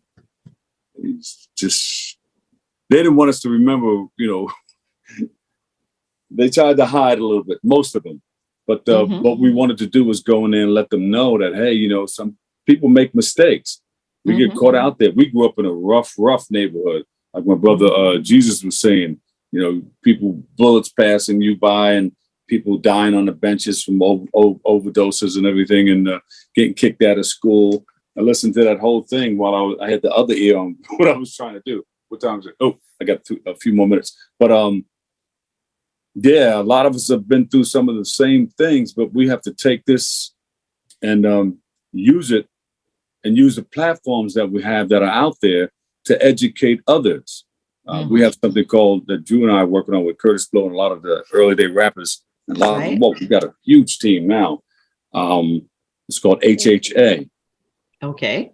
Hip Hop Alliance. If you go to hiphopalliance.org, you can see a lot of the work that we're doing and what we're trying to put together to help others get what they need out of life, as far as healthcare, because a lot of us are dying early. So as far as doctor, you know, heart attack, strokes, and all of that, high blood pressure, diabetes, all the degenerative diseases.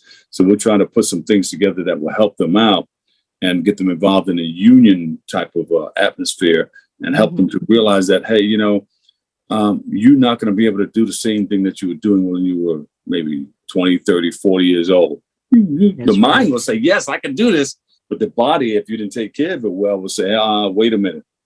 Hold up, wait a minute. There you go. Do what you think you want to do.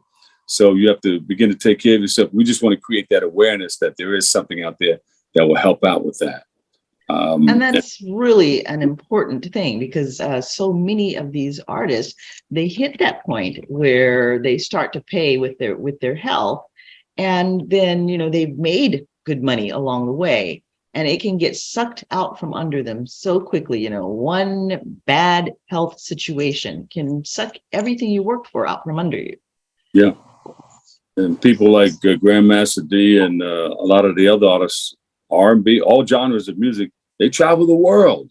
Yes. Not always eating right and sleeping right, and just not sleeping and burning it up all over everywhere you go. But some people realize that, hey, I have to do something to help myself so I can create this longevity, and then help others by going to the prisons and going to the schools and just creating the awareness that there's something different other than the lifestyle that we grew up in.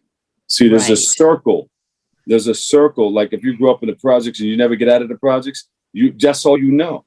Until like my brother Jesus said, you gotta get out into the country. I saw two different lives there. Wait a minute, what's happening here? Wait a minute, I thought it was just this.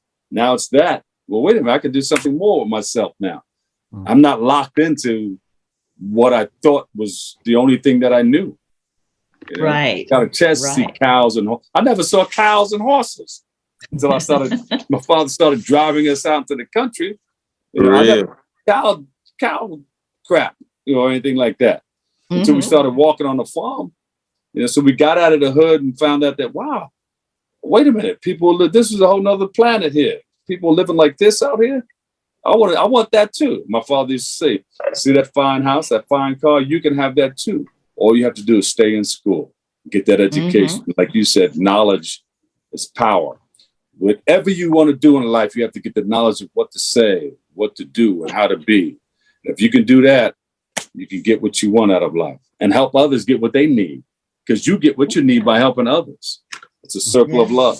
Absolutely. Absolutely. And I think that's really important because like in the old days of Motown and all, they actually had courses in etiquette and how to dress and, that savoir faire, how to present yourself in whatever situation. I think we have to get back to that, to expanding the minds of our young people, and not just our young people, but even our older people who have been trapped in situations that may not have allowed them to grow. Exactly. Yeah. Dr. Bob Lee, I'm actually doing the HBCU tour myself. I'm gonna be in North Carolina and South Carolina from the 12th to the 16th, and then we're gonna slide over to DC. We're gonna touch a couple places, probably New Orleans. So hopefully I get a chance to meet you while we out there. You know what I'm saying? I'm not exactly sure what specifics you're doing when it comes to the HBCU tours, but if there's a way that me and my camp can help you or anything, or we can just, collaborate on anything, I would love to do that while we out there. You know what I'm saying? That can be real cool. Yeah. That feels real good, helping others, right? Yeah, that's what we do it for. You're going out and we're going to do the same thing with mental health. We're going to go to the campuses and talk about mental health and combine music and comedy at the same time. And I just think, it's a responsibility that we have right now. And I think Dr. Bob Lee, I think of the old days of BLS with Frankie Crocker and people that came on and really entertained and gave back. I think it's a lost responsibility right now. And I think we've got to go to the campuses and we have to teach. We have to save lives. I think you're doing Dr. and Jesus and, going on the road. It's kind of what our higher responsibility is. We started with Howard University. We started with WHUR and we're going from there onward. And I just think if more people do that, that's how we're going to elevate our youth. That's how we're going to spread the goodwill of hip hop. Absolutely. Beautiful. Absolutely. And I think through the music is a way that we really can reach our young people, because, music is a place where everybody can connect, when we can use this as a tool for the betterment of the world. So, and it sounds like each and every one of you is about it. So, you've all met each other. You've all, heard the stories and, heard the projects. And there's some wonderful projects here. And if we all pitch in and get involved in each other's projects, we can support each other. And that's the way it's done. No man is an island. And I mean, we each like to have our name attached to something, but we are stronger collectively than we are individually. And that doesn't mean that we can't have our own project, but we need to start reaching out more to each other and letting each other support us in our project. We can't get so caught up in the ownership of the project that we don't let it grow and don't let it become as much as it could be, because we're holding on to it too tight. It's kind of like a child. If you put a stranglehold on the child, then the child isn't going to grow. So we need to raise these projects up. Tell us what we can do to help you with that project.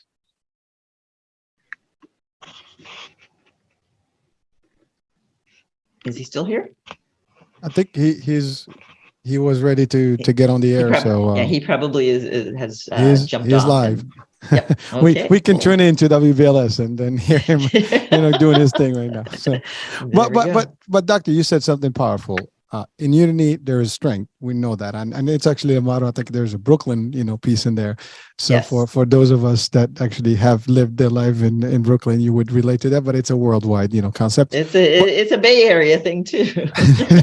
Well, it's the Grand Army Plaza. LA. There's a whole big sign that says it, so it kind of resonates there. And I just said it because I know, like you mentioned, Bed-Stuy. We talked about Flatbush. We talked about Yes. Cumberland and DeKalb Avenue. So you just sounded right.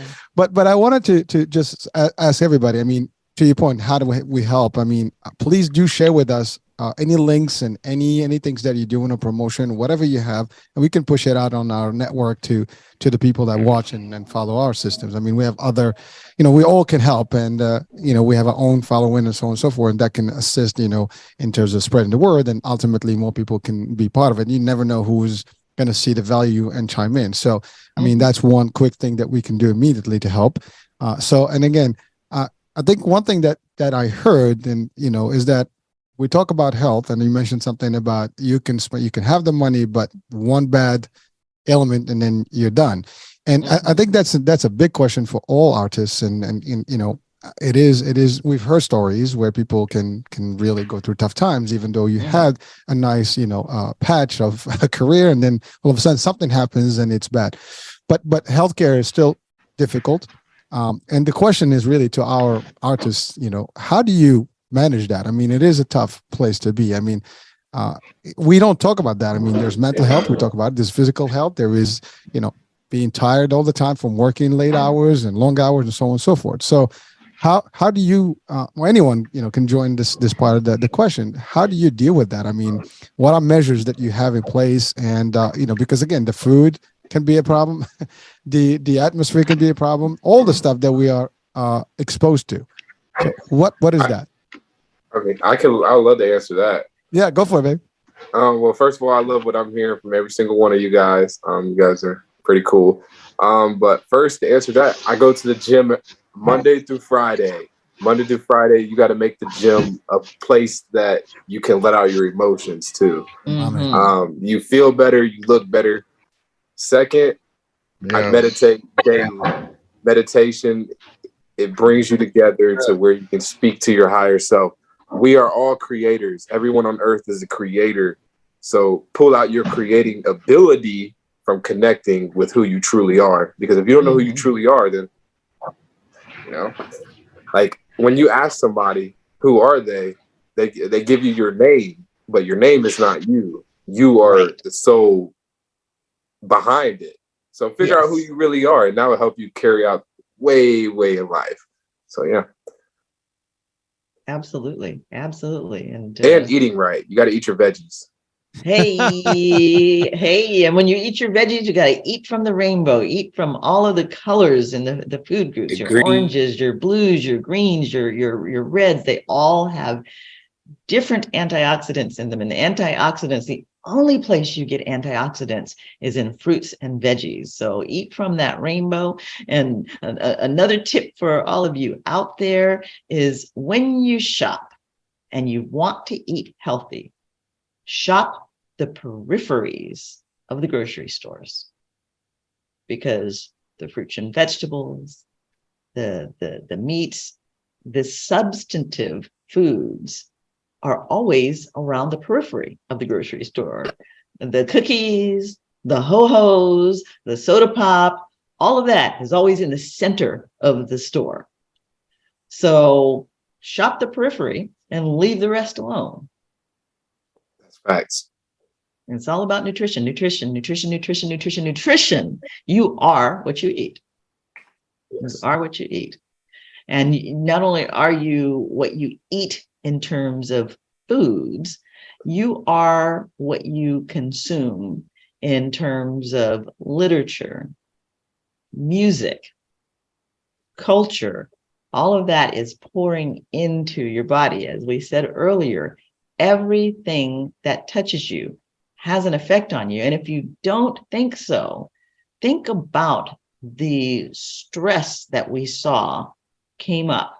Not to get political, but I mean, I don't think there's anyone that's going to argue that during that Trump administration, there was a big shift and there was a lot of stress that happened. And a lot of people found that they didn't really have the coping mechanisms that they needed to deal with some of the situations. And then if that wasn't bad enough, we dumped COVID on top of that.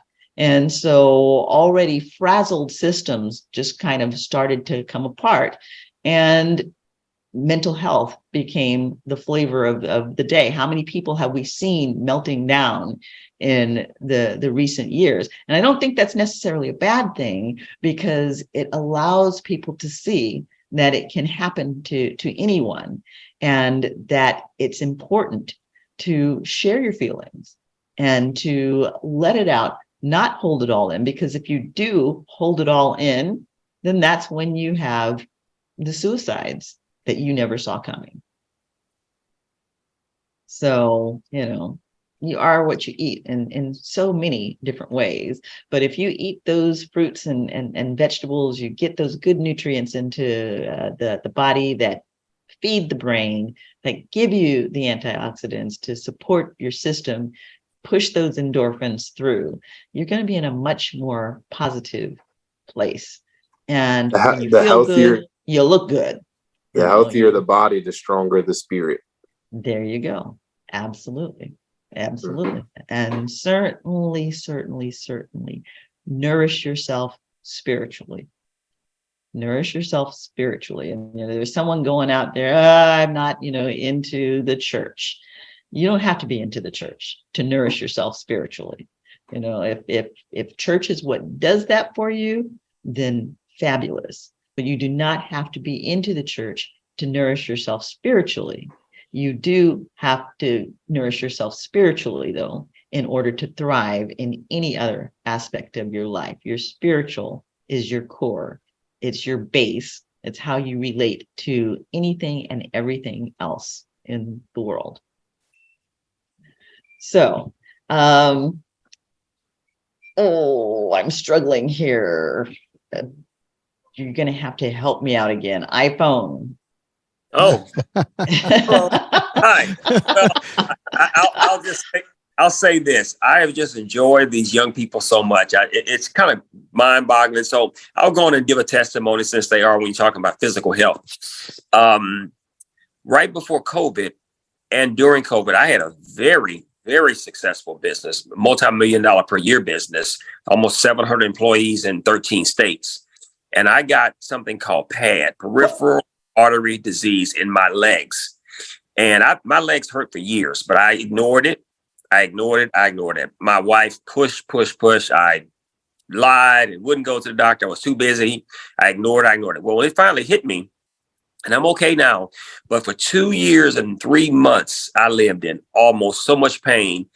I really would have rather be gone. The pain was so bad.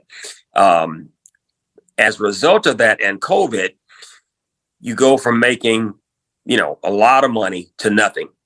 Mm-hmm. And that is really something. So I want to encourage everyone that life is a journey. You will go up, it will go down. However, since we were talking so positive about spiritual growth, that was the only thing that carried me through that. My family and my spiritual, I knew it'd be all right. But that was the first season in my entire life that I had gone through something, really.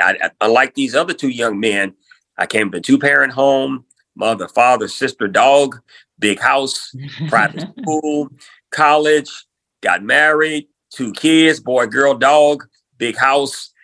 I mean, all of the stuff that the American dream is supposed to provide, I lived it.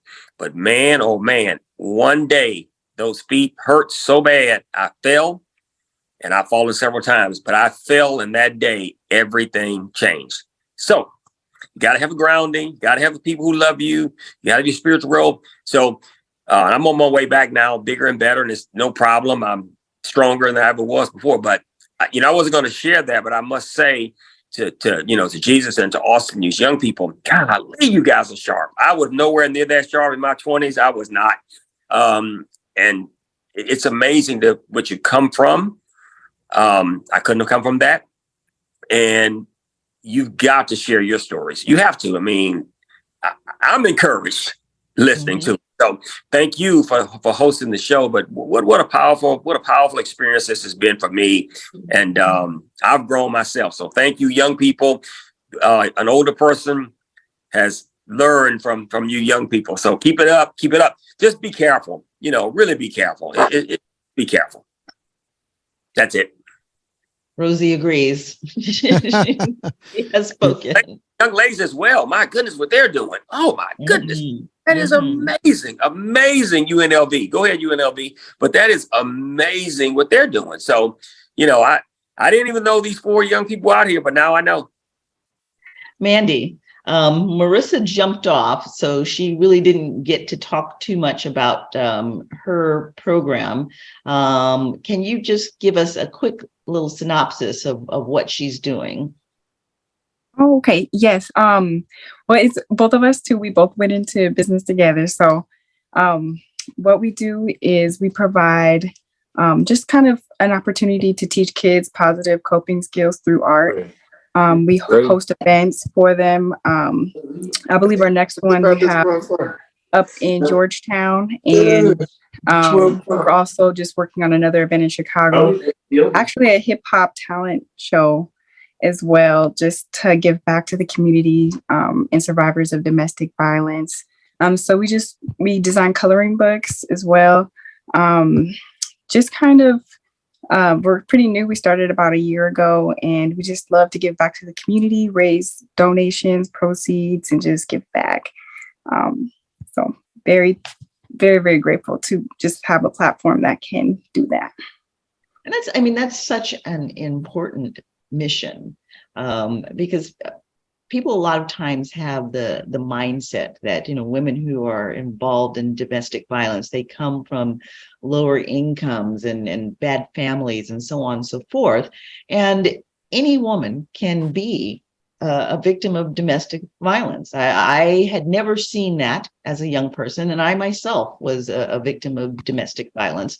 Earlier we saw Rihanna was a victim of domestic violence. It can happen to anyone.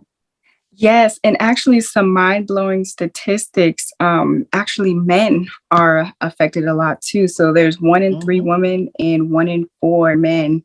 And so I see a lot of people come through the shelter of all different walks of life. And it definitely is just something that needs to be more education in the communities, honestly, about it. Absolutely. And, men do sometimes get forgotten in that formula. We're supporting the women because, we assume that it's women. But the men need to be included in that on 2 different levels. One, supporting them if they are indeed the victims of domestic violence, but realizing that these men who are involved in the domestic violence, who are the perpetrators of the domestic violence, it isn't just because they just get some thrill off of beating on women. They're broken too, and they're lashing out and expressing their pain and their anguish and their frustration in the wrong ways. So they also need help. Yes, you are absolutely right. And then you start, once people are in those situations, they start projecting those behaviors onto each other as well too. So definitely, you're absolutely correct. Right, absolutely. Well, thank you for the work that you're doing, and I've been watching you guys do your thing, and you've got some big projects, and you're doing beautiful work. Thank you so much. We appreciate the support. Now I can't see. That's dope, Mandy. Good job. Thank you so much. I appreciate it. Yeah, keep it up. Thank you. I can't see Ricky, but I'm sure that he is still here, or not. He is. But Dr. Bob Lee is here. So, Dr. Bob Lee, would you like to have a word? No, I think he's on the show already. So. Oh, okay. I guess he popped back in and then popped back out again. So, Ricky, why don't you talk to us? Because you're working with a ton of different artists, and you're doing some great things too. So talk to us about what it is that you're doing in the industry. A little of everything. I'm telling you, got something going with Motown now, where we're taking the masters and we're stripping them down and taking the acapellas, for example, an acapella of Rick James, and doing songs with Bruno Mars featuring Rick James, and then we have the computer images to make videos. So Motown is returning back to its roots. Not really signing a whole bunch of new acts, but making new music with old acapella. So Lady Gaga can do a duet with Diana Ross and that kind of thing. And it's a new stream of income for the label. Doing things like that and doing metaverse. You'll see Bruno Mars and Rick James in the metaverse doing a concert and that kind of stuff. So I'm working on some really different stuff. I also manage a guy named Keith Murray, who is a legend, who I'm going to, when we do our mental health thing in May, because May is Mental Health Month, I want to bring him on. He's had some battles with PCP, and it kind of messed up his head. You know what I mean? He's just not the same. And I want to talk about that. So I'm doing just another. I got Hazel E from Love and Hip Hop. I'm working on a record with her. I'm booking shows. I'm producing stuff. I mean, like I said, my phone rings and it's always something. It's Snoop. Snoop from children's books now. Well, actually, that's something that I'm hooking up right now. Doggyland. Yeah. And there's another company that just approached me that wants to work with him. I don't know if he'll do it because he does have Doggyland, but we'll see. But like I said, every day it's something new. And I really need help, honestly, because you can't really, like Kwame was saying, it takes a team and you can't do things well by yourself. And that's what I'm facing. I mean, I can't really get to everything because there's so many things coming my way. And, but I love it. I've done it all my life. I grew up in the business. I grew up around Mo Austin and Clive Davis and Dick Griffey and Lonnie Simmons and all these great people. So it's kind of all I know, but I love it. I love what I do. There you go. Absolutely. And I'm just, I'm really excited about the things that I see happening in the music, the shifts that are going on, because, again, the world is so troubled right now. And I think that the music is a place where we can begin to heal. And I think that these artists that are now starting to come together and bolster and strengthen each other and, reaching across genres, white artists working with Black artists, working with, Filipino artists, working with, different types of music, hip hop, working with country and rap, and everybody supporting each other. I think that we are going to come together through the music and through the leadership of the artists. And I think that people are taking artists a lot more seriously now, because, before, if you were in the entertainment world in any kind of sense, well, you didn't have a brain, you were just an entertainer. But now artists are speaking out, and they're seeing the intelligence and the wisdom and the forward thinking that these artists are doing, and their world views. And I really think it's going to make a huge difference. Well, before Doctor, we had gatekeepers. You could only, if you didn't have a ton of money, you weren't going to get there. And if the indie wasn't going to play the record, and now the power is in the artist, the independent artist. Now it doesn't cost a lot of money to get your music up there, and if they they work social media correctly, they can make some stuff happen. And that's why you see all this music that's popping, that's new and innovative, because it no longer has to be this formula, rhythmic, hip hop, country. Now you can have this merging of cultures, and if it comes out and it starts streaming, it can pop. And that's because it's the power right now is in the independent artist, which is an exciting time. Yes, and indeed. And I mean, as Ozzy was saying, I think there really has been a shifting and a lifting. And as he said, the matrix is imploding. It can't continue to go on the way that it has. And so these young people are really heavily invested in doing something different, because for those of us who are 50 and older, we're on the other side, and we've got more life behind us than we have in front of us. So we're at the point where we are wanting to make a difference. They're at the point where they're needing to make a difference, because they're going to be living in this world for a very long time. And if it doesn't take a turn, it's headed in an ugly direction. So I think that great things come out of need, and desires come together to meet those needs. And so I really am excited and looking forward to the things that are going to come out of these collaborations. And I do hope that all of you will reach out to each other and see how you can work together on projects and support each other. And I think we need a lot more of these conversations. We need to what? We need a We Are the World rap song. Oh yeah, absolutely. So I'm putting you in charge of getting that going. So you spoke it, so let's make it happen.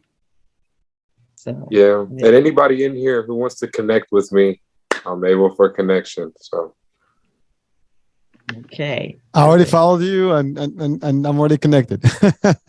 Yes, sir. Thank you. So we can stay, by the way, everybody here, I mean, we should all connect and just push and help and support. And that's what it is. I mean, it's all about, as you said, Doctor, it's knowledge, and we have to spread the knowledge. And I love what you said, Doc, where, those of us who have the 50 mark and, and you're heading out, it's more about the legacy. It's more about putting and helping and guiding and just being there and sharing some of the values that we've learned and, in our lives. And for the youth, you guys are the future and the wave that's coming next, and we're here to support. So whatever we can do to make it happen, we will.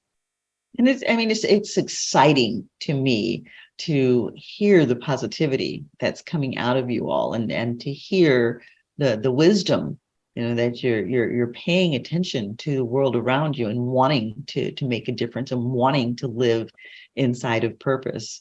So I'm really thrilled to be having these conversations with you, and feel very blessed to have you sharing them on our show. And we hope to have you all back again. So we're at the top of the third hour, so this will probably be a 3-part show. About 2 parts, maybe 1. We'll see. It flew. The flow is right, so it's all good. Yes. So I heard somebody trying to say something there. Thank you for having us. Thank you. Thank you so much for being here.